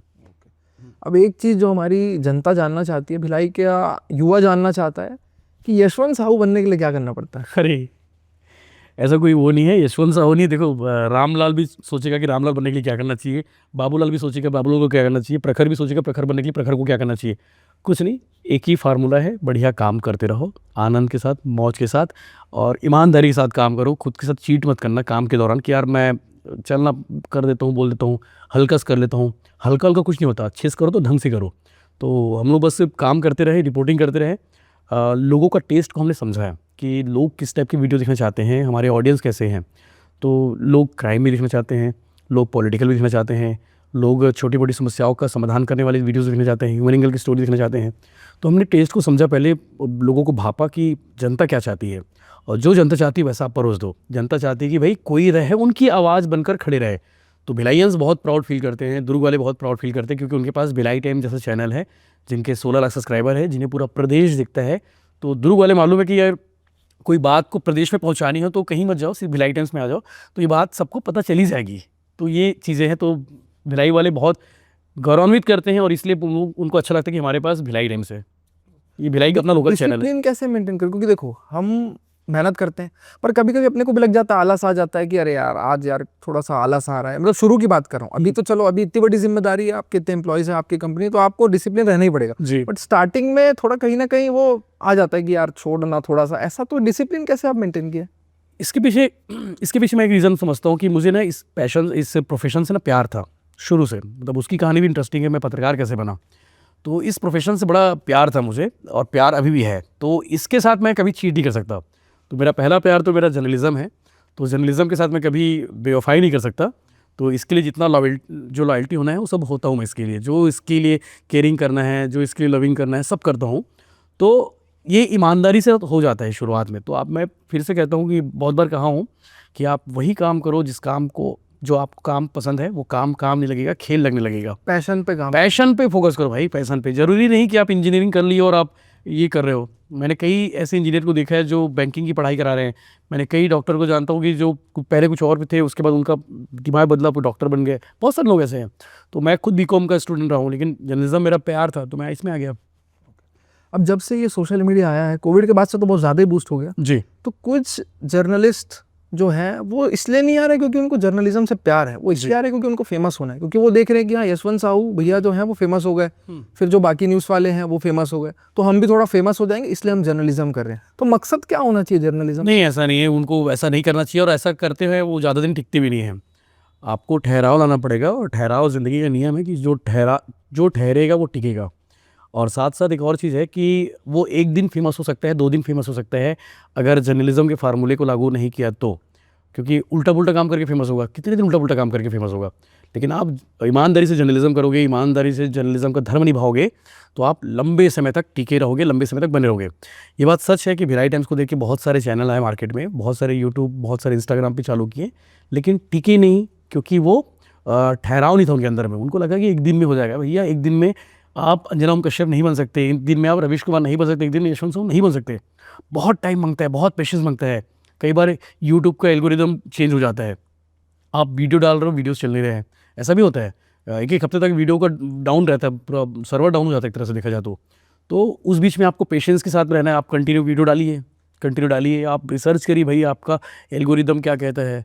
तो एक दिन में बॉस इस सोच के आ रहे हो कि वायरल हो जाएंगे, डिजिटल जमाना है, नहीं होने वाला। बहुत मकसद ये नहीं होना चाहिए कि फेमस होना, मकसद ये होना चाहिए कि रिपोर्टिंग करनी और सच्चाई दिखानी, ये मकसद होना चाहिए। सिंपल सी बात है, जनता के बीच रहो, जनता की जो आवाज़ है वो खड़े रहो उनके साथ में, उनकी आवाज़ बनकर बैठे रहो, आप बस आराम से रहो, काम करते रहो, सब कुछ ठीक होगा। फिर लास्ट एडवाइस आप ये क्या देना चाहेंगे आज के यूथ को जो अभी अपना करियर स्टार्ट करना, लेट्स से कि ऐसा हम मान के चलते हैं कि जो बच्चा 12वीं है, 12वीं पार कर लिया है, कुछ ऐसे बहुत सारे बुजुर्ग लोग भी देख रहे हो कि जिनके बच्चे हैं जी, उनके बच्चे 12वीं पार कर लिए फर्स्ट ईयर सेकंड ईयर में, तो उनको एक छोटा सा आप एक रोड मैप दे दो कि क्या करें तो वो जर्नलिज्म में आगे बढ़ सकते हैं और एक अच्छा जर्नलिस्ट बन सकते हैं, चाहे वो खुद का भी काम करे या जॉब भी करे जैसा भी। मैं समझता हूँ कि ज़िंदगी में सफलता और ज़िंदगी बहुत अच्छे के लिए ना पढ़ाई बहुत ज़रूरी है दोस्त। ये चीज़ मुझे हर बार महसूस होती है और मैंने पढ़ाई की करके यहाँ तक आया। मैं मतलब अपने घर का सबसे ज़्यादा पढ़ा लिखा वाला एक लड़का था, लेकिन अब तो मेरी छोटी बहन भी है, मेरे बाकी भाई लोग भी हैं। तो पढ़ाई बहुत ज़रूरी है, बस इतना कहूँगा ईमानदारी से आप पढ़ाई करते रहो और ईमानदारी से माँ बाप की सेवा ज़रूर करना, माँ बाप की बातों को मानना, माँ बाप का अनादर कभी मत करना, क्योंकि माँ बाप बड़े मुश्किल से आपको पढ़ाते हैं लिखाते हैं, माँ बाप बड़े मुश्किल से मेहनत करते हैं आपके लिए, कठिन संघर्ष करते हैं और तब जाकर आपके लिए आप पर इन्वेस्ट करते हैं। तो माँ बाप को भी इन्वेस्ट का जो उन्होंने किया है उसका रिटर्न देने का वक्त होता है हम जैसे बच्चों का। तो बस इतना ही कहूँगा कि जो काम आपको पसंद आ रहा हो, जो प्रोफेशन आपको पसंद आ रहा हो, वो प्रोफेशन को आप चूज़ करिए। प्रेशर वाला बिल्ट होने ना दीजिए अपने ऊपर में, अपने प्रेशर को हावी होने ना दीजिए। बहुत ईमानदारी से घर वालों से अपनी बातें शेयर करिए, ईमानदारी से घर वालों को बताइए कि मुझे ये फ़लाना काम पसंद है, मैं ये काम करना चाहता हूँ, मैं इसकी पढ़ाई करना चाहता हूँ। आप उनको बताइए, वो सक्षम होंगे तो आपको सपोर्ट करेंगे। और सपोर्ट मुझे लगता है कि दुनिया का, ब्रह्मांड का हर वो माँ बाप सपोर्ट करता है अपने बच्चों को। कोई नहीं चाहता कि मेरा बच्चा वो हो करके अच्छा ही बने सोचते हैं। तो बस ईमानदारी से मेहनत करो, ईमानदारी से पढ़ाई करो और माँ बाप तो हमेशा आपके साथ खड़े रहेंगे। और जब माँ बाप को सबसे ज़्यादा ज़रूरत होगी उस पल के लिए आपको खड़े होने के लिए योग्य बनना पड़ेगा। डायरेक्ट मार्केट में नहीं कूदना है, पढ़ाई करनी है, सीखना है चीज़ों को। बहुत बेसिक्स बहुत इंपॉर्टेंट है इसमें, बहुत इंपॉर्टेंट है। और जर्नलिज्म का कोई फार्मूला नहीं है, ये सबसे अच्छी बात बता रहा हूँ। जर्नलिज्म का कोई फार्मूला नहीं है, बस पत्रकार बनिए आप, प्रिंट पे जाइए, डिजिटल पे जाइए, इलेक्ट्रॉनिक पे जाइए और पत्रकार बनने के बाद जो है आप ग्राउंड पर उतरिए और जो ज़रूरी टॉपिक है, दिल, दिमाग, जेब, ये फार्मूला मैं समझता हूँ, मैं मानता हूँ। दिल, दिमाग, जेब को असर करने वाली हर वो चीज़ खबर होती है। एक चीज़ और यशवंत भाई ये बता दूं कि बहुत सारे टाइप्स ऑफ मीडिया होते हैं, डिजिटल मीडिया, प्रिंट मीडिया, तो कौन से मीडिया का आपको लग रहा है कि आने वाले 5 साल में सबसे ज़्यादा स्कोप है? देखो, ये सवाल तो सबके लिए है, लेकिन मैं समझता हूँ कि डिजिटल मीडिया अभी बहुत स्वर्णिम दौर पे है और आने वाला दौर भी स्वर्णिम रहेगा। चाहे वो इंस्टाग्राम के थ्रू न्यूज़ पहुँचाना हो, चाहे यूट्यूब के ज़रिए न्यूज़ पहुँचाना हो, फेसबुक के ज़रिए न्यूज़ हो या वेबसाइट के ज़रिए। डिजिटल के दौर पे अगर बात करें तो इंस्टाग्राम बहुत तेज़ी से चीज़ें चल रही हैं, मतलब इसमें कुछ भी डाल दो जल्दी वायरल होता है। यूट्यूब को वही लोग देखते हैं जो लगता है कि यार थोड़े गंभीर विषय के हैं, लेकिन मैं बोलता हूँ कि भैया आप लोग इंस्टाग्राम में बहुत शॉर्ट में जो स्टोरी आती है ना उसके भरोसे मत बैठिए, यूट्यूब पर जाइए। यूट्यूब पे बहुत ज़रूरी है क्योंकि गहराई के साथ उसमें बातें होती है, गहराई के साथ विषय आते हैं। इंस्टाग्राम बहुत शॉर्ट होता है, 3 मिनट लिमिट रहती है, 3 मिनट में आदमी क्या क्या बता डालेगा। तो डिटेल स्टोरी तो आपको यूट्यूब पर ही देखने को मिलेगी। फेसबुक पर भी रीच मिलते हैं अच्छे, फेसबुक पे भी लोग हैं कि वर्ग है जो फेसबुक देखता है और फेसबुक के थ्रू आपके से जुड़ा रहता है वो। तो आने वाला समय इंस्टाग्राम के लिए भी बढ़िया है और यूट्यूब के लिए भी बढ़िया है। यूट्यूब ने बहुत लोगों की ज़िंदगी बदल दी, बहुत लोगों की, उनमें से मैं भी एक हूँ। तो भैया ये तो हो गई अपनी सीरियस बातें, थोड़ा फन करते हैं। छोटे छोटे 2-3 गेम्स हैं जो कि गेम आपको पता ही नहीं है और हम एकदम सरप्राइज रखेंगे इसको, एकदम अनस्क्रिप्टेड चीज़ें रखेंगे और मस्ती करते करते पॉडकास्ट को एंड करेंगे। ठीक है, स्टार्ट करें जी। तो भैया आज हम 1 नहीं 2 भी नहीं 3 गेम्स खेलने वाले हैं। अच्छा, तो सबसे पहला गेम का नाम है हेडलाइन चैलेंज जी। तो इसमें आपको क्या करना है कि मैं एक छोटा सा सिनेरियो बताऊंगा 2-4 लाइन का, एक इस तरीके से घटना हो गई और आपको मिलेंगे सिर्फ 30 सेकंड, इसमें आपको एक बढ़िया सी हेडलाइन बना के देनी है। ठीक है, थंबनेल बनाना है कि हेडिंग बनानी है? हेडिंग। तो चालू करें? बिल्कुल। ठीक है। अच्छा, मैं पब्लिक को डिस्क्लेमर देना चाहता हूँ कि जितने भी सिचुएशंस मैं यहाँ बोलूँगा और भैया जो हेडलाइन बनाएंगे पूरी तरीके से काल्पनिक है, तो यहाँ पे नहीं लेना। ठीक है, चलो। तो पहली घटना यह है कि एक पॉलिटिशियन पूरे तन मन धन के साथ इलेक्शन रैली का भाषण दे रहा है, पैर पटक पटक के एकदम ऐसा भाषण दे रहा है और एक बार और पैर पटका तो वो गिर गए और गिर गया तो इंजर्ड हो गया और फिर उनको अस्पताल में भर्ती कर दिया गया। तो ये है नेताजी। इस पे हेडिंग बनेगी, अगर मैं रहा उसको कवर करने जा गया तो हेडिंग ये बनेगी इसमें कि लोगों का दिल जीतते जीतते घायल हुए नेताजी, या फिर धड़ाम से अपनी बातों को रखते रखते धड़ाम हुए नेताजी, धड़ाम से गिर गए करके, इस टाइप के कुछ कैची वर्ड है। अपनी बातों को रखते रखते धड़ाम से गिर गए नेताजी। क्या बात है। या फिर यही बोल सकते हैं ना कि जीतने से पहले हार गए जीतने से पहले हारे नेताजी। हारे कैसे, मतलब उससे हार गए, स्टेज से हारे। जी। चलो, बहुत बढ़िया। ठीक है, अब दूसरा ये है थोड़ा सा इलॉजिक। हेडिंग तो होती है ना, अट्रैक्टिव होनी चाहिए, मतलब कैची और अट्रैक्टिव होनी चाहिए। मैं अभी ज़्यादा फोकस करता हूँ। चलो, एक बिल्ली है, एक बिल्ली ने पुलिस स्टेशन में रिपोर्ट लिखाई कि मुझे 3 दिन से दूध नहीं मिल रहा है, मेरे राइट्स वायलेट हो रहे हैं। तो पुलिस वाले ने इग्नोर कर दिया। तो पूरे बिल्ली समाज ने आंदोलन किया और फिर उस पुलिस स्टेशन में उनको दूध दिया गया। तो इस पे क्या हेडलाइन बन सकती है? ऐसा होता बिल्ली समाज का बहुत बड़ा आक्रोश हो गया है, उस पे क्या हेडलाइन बनेगी? जी, बिल्लियों को नहीं मिल रहा दूध, पहुंची थाने है। बहुत बहुत बेकार टाइप हेडिंग। तो दूध के लिए बिल्लियों का प्रदर्शन, थानेदार से मांगा हक, थानेदार ने दिया आश्वासन। ने कहा भग। हाँ, थानेदार ने कहा बाकी भी हो सकता है। ठीक है, बिल्कुल, बहुत बढ़िया, ठीक है। तो अब गेम 2 पे चलते हैं जी। और ये थोड़ा और इंटरेस्टिंग है। इस गेम का नाम है भैया फेक या फैक्ट। तो इसमें मैं आपको कुछ सेंटेंस दूंगा। हेडिंग की बात हो रही थी, मैं कुछ फैक्ट बताऊं अपनी जिंदगी से जुड़ा एक हेडिंग से लेके। बिल्कुल। हेडिंग बड़ा इंपॉर्टेंट होता है और यूट्यूब में थंबनेल बहुत इंपॉर्टेंट होता है। तो मुझे याद है कि 2-3 थंबनेल मुझे हमेशा याद रहेंगे ज़िंदगी में। एक स्पा सेंटर में रेड पड़ा था, सेक्स रैकेट ऑपरेट हो रहा था। तो उसकी हेडिंग थी, अगले दिन प्रेस कॉन्फ्रेंस हुआ और प्रेस कॉन्फ्रेंस से पहले हमने उसकी ग्राउंड रिपोर्ट की थी मैंने बॉल में। तो उसमें पूरा बहुत अश्लील था, मतलब कि सब जितने भी आपत्तिजनक चीज़ें थी सब मिली थी। तो वो वीडियो ऐसा था कि उस वीडियो को हम बच्चों को नहीं दिखा सकते थे। तो हमने अगली सुबह उसकी हेडिंग बनाई कि इसे 18+ वाले ही देखे। बहुत मैटर करता है हेडिंग। अरे भाई 18+ वाली देखी, इतना ही लिख दिया बस, कुछ नहीं लिखे। टाइटल में लिखे थे कि इसे 18+ वाली देखे, सेंसिटिव वीडियो, इतना करके हमने डाल दिया था। तो वो वीडियो 4-5 मिलियन व्यू आया था उस वीडियो में। कि मुझे लगता है कि सिर्फ 18+ वाले ही नहीं, 18 से कम वाले भी लोग 18+ लिख दिए तो बच्चे। लेकिन हम भी अपने डिस्क्लेमर डाला था कि ये वीडियो बच्चों के लिए नहीं है, इसीलिए। तो एक मुझे दैनिक भास्कर की हेडिंग याद है कि जब प्रियंका गांधी कांग्रेस में आई थी तो उन्होंने हेडिंग दिया था भास्कर ने कि इंदिरा आई हेडिंग थी उस समय जब कांग्रेस में, जब मतलब फुल फ्लैश के रूप में वो आई थी प्रियंका गांधी। तो इंदिरा आई की जगह प्रियंका आई लिखा था, प्रियंका इंडिया कांग्रेस में, इंडियन नेशनल कांग्रेस है ना कांग्रेस का नाम। तो वो हेडिंग हमेशा याद रहेगी। और एक मुझे याद है भिलाई में ना एक वो ऑपरेट हुआ था, ड्रग्स किलो के वो पकड़े थे, ड्रग्स का बड़ा चैन पकड़ाया था। तो उड़ता भिलाई लिख दी थी हमने। अच्छा, उड़ता भिलाई। तो मैंने लिखा था उड़ता भिलाई करके। तो वो उड़ता भिलाई का मतलब ये था कि यहाँ पे भी ड्रग्स का बड़ा खेल हो रहा है करके। तो कुछ कुछ हेडिंग होती है और हेडिंग ज़िंदगी की बहुत इंपॉर्टेंट होती है, मतलब उस वीडियो की जान होती है, आत्मा जान जो बोल सकते हो सब होती है। एक सवाल मेरा भैया रह गया था, मेरे को आप ये बताओ कि वाई जर्नलिज्म ही क्यों? और अगर एक चीज़ और, अगर आप पत्रकार नहीं होते तो क्या होते हैं? बाकी में अगर मैं पत्रकार नहीं होता तो क्या होता। लेकिन उससे पहले आपको बताता हूँ कि जर्नलिज्म में कैसे आया, क्या क्यों जर्नलिज्म। मतलब मैं पुलिस भी हो सकता था, डॉक्टर भी हो सकता था, इंजीनियरिंग कर सकता था। 11वीं क्लास में ना हम लोग के स्कूल में एक ड्रामा हुआ, भागीरथी को धरती पे लाना था, ऐसा कुछ थीम था। 7-8 मिनट का रोल था। और विवेक तिवारी सर, मेरे आदरणीय गुरुदेव जो टीचर थे, उन्होंने बोला कि यार यशवंत तुम रिपोर्टर का रोल करना। तो बोले सर रिपोर्टर का रोल, किसका रोल? तो तुम्हारा फेवरेट कौन है? बोले तो दीपक चौरसिया। उस समय दीपक चौरसिया फेम, स्टार न्यूज़ वगैरह।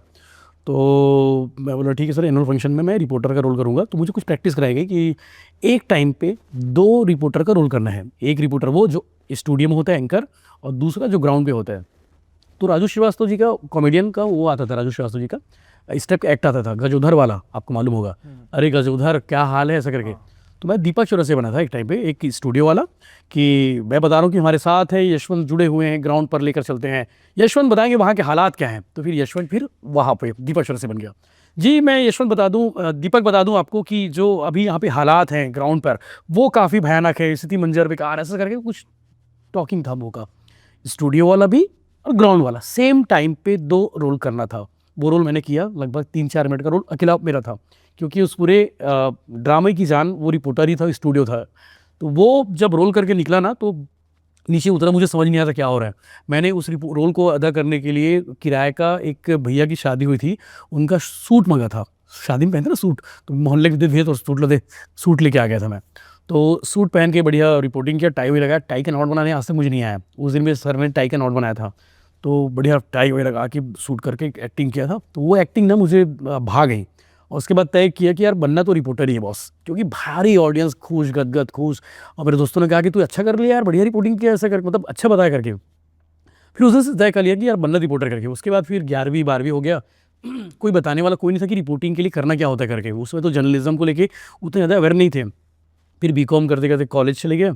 फिर सेकेंड ईयर में जब मेरी गर्लफ्रेंड का फ़ोन आया, उसमें मेरी गर्लफ्रेंड हुआ करती थी, बहुत बहुत अच्छी थी। तो उसने मुझे एक तरह से ब्रेक थ्रू दिया कि यार एक काम है, जॉब है, करोगे क्या करके। तो CG24 में जो अवसर था ना, वो उसी के थ्रू आया था मेरे पास। तो मैं उसको कभी नहीं बोलता, वो वीडियो देख रही होगी तो समझ जाएगी। वीडियो ऑन में कोई देखेगा। हाँ, तो चैनल पे ब्रेक थ्रू देने का जो रीज़न था वो मेरी गर्लफ्रेंड का था उस समय। तो और पत्रकार आप नहीं होते तो? पत्रकार नहीं होता तो शायद मैं राजनांदगांव लखोली का एक युवक होता, और या फिर मैं कहीं प्राइवेट जॉब करता रहा, कोई होता, या तो फिर किराना स्टोर, मेरे यहाँ किराना दुकान है तो उसको चलाता रहता मैं, उस पर दुकान चलाता। या फिर बहुत ज़्यादा हुआ तो युवा नेता बन जाता। आजकल युवा नेता बनने के लिए कुछ क्वालिफिकेशन होते हैं। हाँ। अच्छा बोलने वाला चाहिए और थोड़ा सा दादागिरी चाहिए, हो जाते बन। अभी अपन बढ़ते दूसरे गेम की तरफ, फेक एंड फैक्ट। तो इसमें मैं आपको कुछ ऐसे सेंटेंस बोलूंगा जो जर्नलिज्म के बारे में भी है, जो आपके बारे में बहुत सारी अफवाहें हैं। तो आपको एक बोर्ड दिया जाएगा, उसमें आपको दिखाना है कि फेक है कि फैक्ट है। और अगर हमको लगेगा कि ये थोड़ा डाउटफुल है तो हम आपसे पूछेंगे भी, हाँ, ये क्यों फेक है या क्यों फैक्ट है। बिल्कुल। चलो, तो भैया एक बार हमारा ये प्यारा बोर्ड दिखा दीजिए। ये फैक्ट है और ये फेक है। जो सही होगा तो मैं सही बोलूँगा, जो गलत होगा गलत बोलूँगा। ठीक है, स्टार्ट करें? जी। तो पहला है कि यशवंत साहू के पास कई सारे फार्म हाउस है और कई सारे घर है और वो बहुत ही ज्यादा अमीर है। बहुत ही ज़्यादा अमीर है। घर तो मुझे राजनांदगांव में है और कई सारे घर है कई सारे, एक ही और घर। फार्म हाउस भी बहुत सारे हैं। ये ना गलत है, एक भी नहीं भैया, एक एकड़ खेत तक नहीं मुड़ करे तो।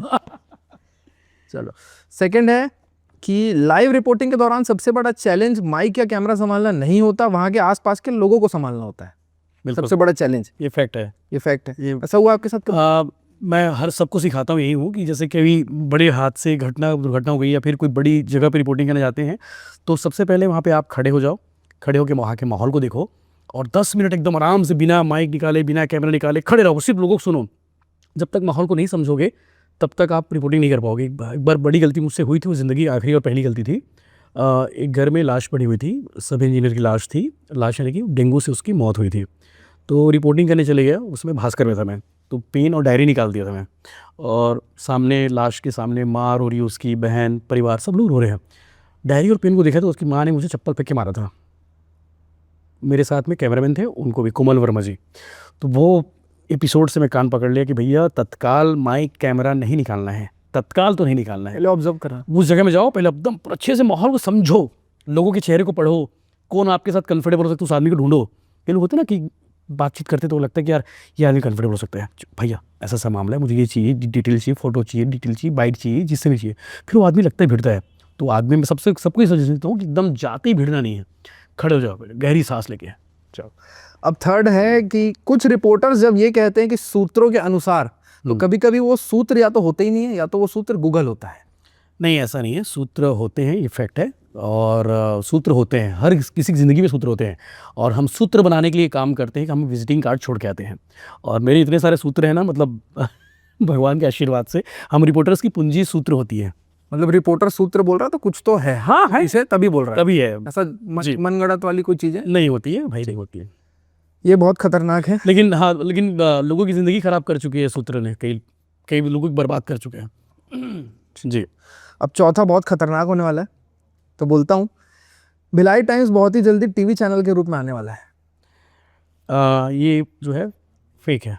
क्यों फेक है? हम टीवी पे नहीं आएंगे कभी, कभी नहीं आएंगे? कभी नहीं आएंगे, कभी भी नहीं? कभी नहीं, हमारी प्लानिंग ही नहीं है, हमने कभी सोचा ही नहीं है, मैंने कभी सपना ही नहीं देखा है।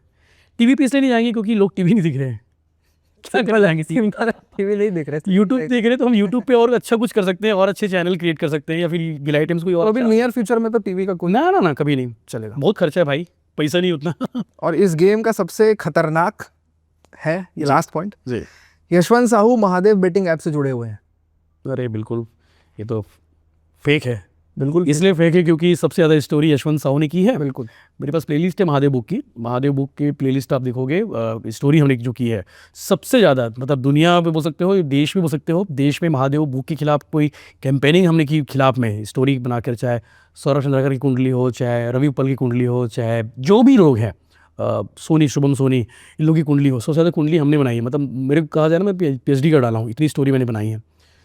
जब दुर्ग पुलिस ने कार्रवाई की थी तब से लेकर, ED इन्वॉल्व हुई तब से लेकर, CBI इन्वॉल्व हुई तब से लेकर, EOW इन्वॉल्व हुई तब से लेकर, और अभी भी उस केस में जो भी अपडेट आते हैं सबसे पहले भिलाई टाइम्स देते हैं, क्योंकि हम उसके जड़ तक घुस चुके हैं उसकी खबरों को लेकर। मतलब इतनी सारी खबरें हमने की है, और इसीलिए उनके द्वारा क्रिएट किया गया प्रोपोगंडा है। बहुत जोड़ा जाता है आपको कि इनको पैसा आता है, इनको ये आता है, और बहुत सारी चीज़ें। साबित कर दो ना यार, हाँ, साबित कर दो। सिंपल सी बात है। चलो, ये गेम हमारा खत्म हुआ, अब चलते हैं लास्ट गेम की तरफ। स्टार्ट करें? जी। तो ये गेम का नाम है एक शब्द का जाल। अच्छा, इसमें मैं आपको कुछ शब्द बोलूंगा, फॉर एग्जाम्पल सोफा मैंने बोला, तो पहला शब्द या पहला वाक्य या एक शब्द में या एक सेंटेंस में, कोशिश करेंगे कि एक शब्द में आप बोलो, या फिर नहीं बोल पाए तो एक सेंटेंस में आपके सोफा जैसे अच्छा है बुरा है ऐसा बोलना है, जैसा भी बैठना है। हाँ, सोफा, जैसे मैंने सोफा बोला, आपके मन में आराम, इस तरीके से, या तो एक शब्द या तो एक हाँ, मैं समझ गया। ठीक है। तो ये बोर्ड रख लेते हैं जी। चलिए, ठीक है, तो स्टार्ट करते हैं। सबसे पहला शब्द है भिलाई। सुकून और अपना शहर। Second, politics. गंदी जगह। गंदी जगह, ठीक है। थर्ड है भिलाई नगर निगम। भ्रष्टाचार का अड्डा। दुर्ग पुलिस। दुर्ग पुलिस के लिए बोल सकते हैं कि एक भरोसा। भरोसा। नशा। बर्बादी। क्राइम इन भिलाई जो बढ़ रहा है। चिंताजनक। भिलाई टाइम्स। उम्मीद, आशा और भरोसा। चलो, बहुत बढ़िया। शिल्पी भाभी। जिंदगी। और लास्ट जर्नलिज्म। कर्मभूमि और प्यार। क्या बात है। एक लास्ट डिमांड भी है पर्सनली मेरे तरफ से, ये है कि आपका जो स्लैंग है, जो आपका बोलने का तरीका है, जय जवाहर जय छत्तीसगढ़, मैं ये चाहता हूँ कि एक बार कैमरे में देख के आप एक लाइव रिपोर्टिंग का एक हेडलाइन या एक जो भी, कि आप आज के आनंद के माहौल हो, और CG07 पॉडकास्ट में आप आए थे, एक बार प्लीज। नमस्कार, जय जवाहर जय छत्तीसगढ़, मैं यशवंत साहू और आप देखना शुरू कर चुके हैं CG07 पॉडकास्ट। ये चैनल आपको प्यार, आशीर्वाद आप लोग को देना है और आपको भरपूर कंटेंट देगा, इसका वादा और इसका भरोसा है। प्रखर के बारे में आपको बता दूं, प्रखर बहुत अच्छा लड़का है, बहुत ये अपने पैशन को जी रहा है। मतलब इनके पास काम करने के अपॉर्चुनिटीज बहुत सारे हैं, इनके पास बढ़िया अच्छा खासा बिजनेस है, सब कुछ है, लेकिन बोलते हैं ना 3 इडियट में एक लाइन आमिर खान ने कही कि जो काम आपको पसंद हो वो काम करो तो वो खेल लगने लगेगा, काम लगने लगेगा। आमिर खान जी के डायलॉग है। तो प्रखर भाई ने बहुत शानदार इंटरव्यू लिया, बहुत शानदार पॉडकास्ट रहा। मतलब ऐसी ऐसी बातें पूछ ली कि आज तक किसी ने पूछने की हिम्मत तक नहीं की। तो भाई के लिए थैंक यू वेरी मच कि इन्होंने ऐसे सवाल किए जो ज़रूरी थे, जो जनता को जानना ज़रूरी है कि भाई हाँ, यशवंत की ज़िंदगी में चल क्या रहा है, हो क्या रहा है, होता क्या है। तो बहुत शानदार, आनंद आ गया, मज़ा आ गया। लगभग हम 1 बजे से बैठे और इंटरव्यू कंप्लीट हो रहे 3:30 बजे। सोचिए, काफ़ी वक्त इनको देना, मतलब सोचिए कंटेंट कितना शानदार रहा होगा, मज़ेदार रहा है। तो डिटेल वीडियो, डिटेल कहानी आप इसके यूट्यूब चैनल पर यानी कि CG07 यूट्यूब पर आप जरूर देखिएगा। मुझे लगता है कि ये रील के लिए काम आ जाएगा। परफेक्ट। ये एपिक है आपका, ये वाला लाइन है ना, जय जवाहर जय छत्तीसगढ़, वो मतलब ये मतलब लोग ना इस आवाज़ को यशवंत साहू से कनेक्ट कर लेते हैं। बहुत ज़्यादा, बहुत ज़्यादा। नमस्कार, जय जवाहर जय छत्तीसगढ़, मैं यशवंत साहू, ये लाइन जो है। क्या बात है, ज़बरदस्त। तो thank you so much Yashwant भैया। पॉडकास्ट को एंड करते हैं। बहुत ही मज़ा आया, और सबसे पहले धन्यवाद कि आप इतना समय निकाल के आए। आई होप आपको बहुत मज़ा आया होगा पॉडकास्ट में। और ऐसे ही आशीर्वाद, दया, माया, प्यार बनाए रखिएगा भिलाई टाइम्स के साथ साथ CG07 पॉडकास्ट को। आप लोग की सपोर्ट की ज़रूरत है। मैं एक लाइन हमेशा हर जगह कहता हूँ कि सब्सक्राइब करने से ना आपके जेब का पैसा जाने वाला है, ना मेरी जेब के पैसे जाने वाला है, नुकसान किसी का नहीं होने वाला। लेकिन हाँ, इतनी गारंटी है कि इस चैनल पे बहुत सारे अच्छे अच्छे इंटरव्यूज़ आने वाले हैं, तो सब्सक्राइब करके रख लीजिए। बहुत सारे यूट्यूब शॉर्ट्स आने वाले हैं, तो आपको ताकि नोटिफिकेशन पता चल जाता है और आप दिखते रहो और अपडेट रहो। और 4 लोग के बीच में जब बात करो किसी के बारे में, तो आपको उसके लिए जानना पड़ेगा, देखना पड़ेगा। तो इसके लिए मैं सब यही कहूँगा कि खूब देखो, खूब पढ़ो, आनंद में रहो, मौज में रहो। भाई ने बोला करने का तो करने का। ठीक है यशवंत भैया, बहुत बहुत धन्यवाद। Thank you very much, thank you. Thank you so much ये पॉडकास्ट एंड तक देखने के लिए। आई होप आपको काफ़ी सारी चीज़ें न्यू जानने को मिली होगी। अगर ये पॉडकास्ट आपको पसंद आया तो मेक श्योर कि आप चैनल को सब्सक्राइब करें और अपने फ्रेंड्स एंड फैमिली में शेयर भी कर देना। और हाँ, कमेंट सेक्शन में ये ज़रूर बताना कि नेक्स्ट गेस्ट हमारे पॉडकास्ट में कौन होना चाहिए। तो मैं मिलता हूँ नेक्स्ट पॉडकास्ट में एक नए गेस्ट के साथ। तब तक अपना और अपने परिवार वालों का ख्याल रखें। धन्यवाद।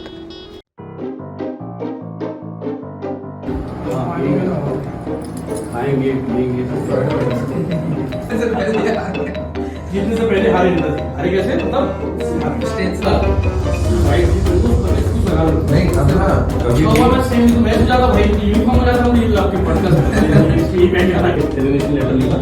और मेरी आखिरी खबर थी टमाटर की स्टोरी की। किसान परेशान हो गए थे, किसान बर्बाद हो गए थे।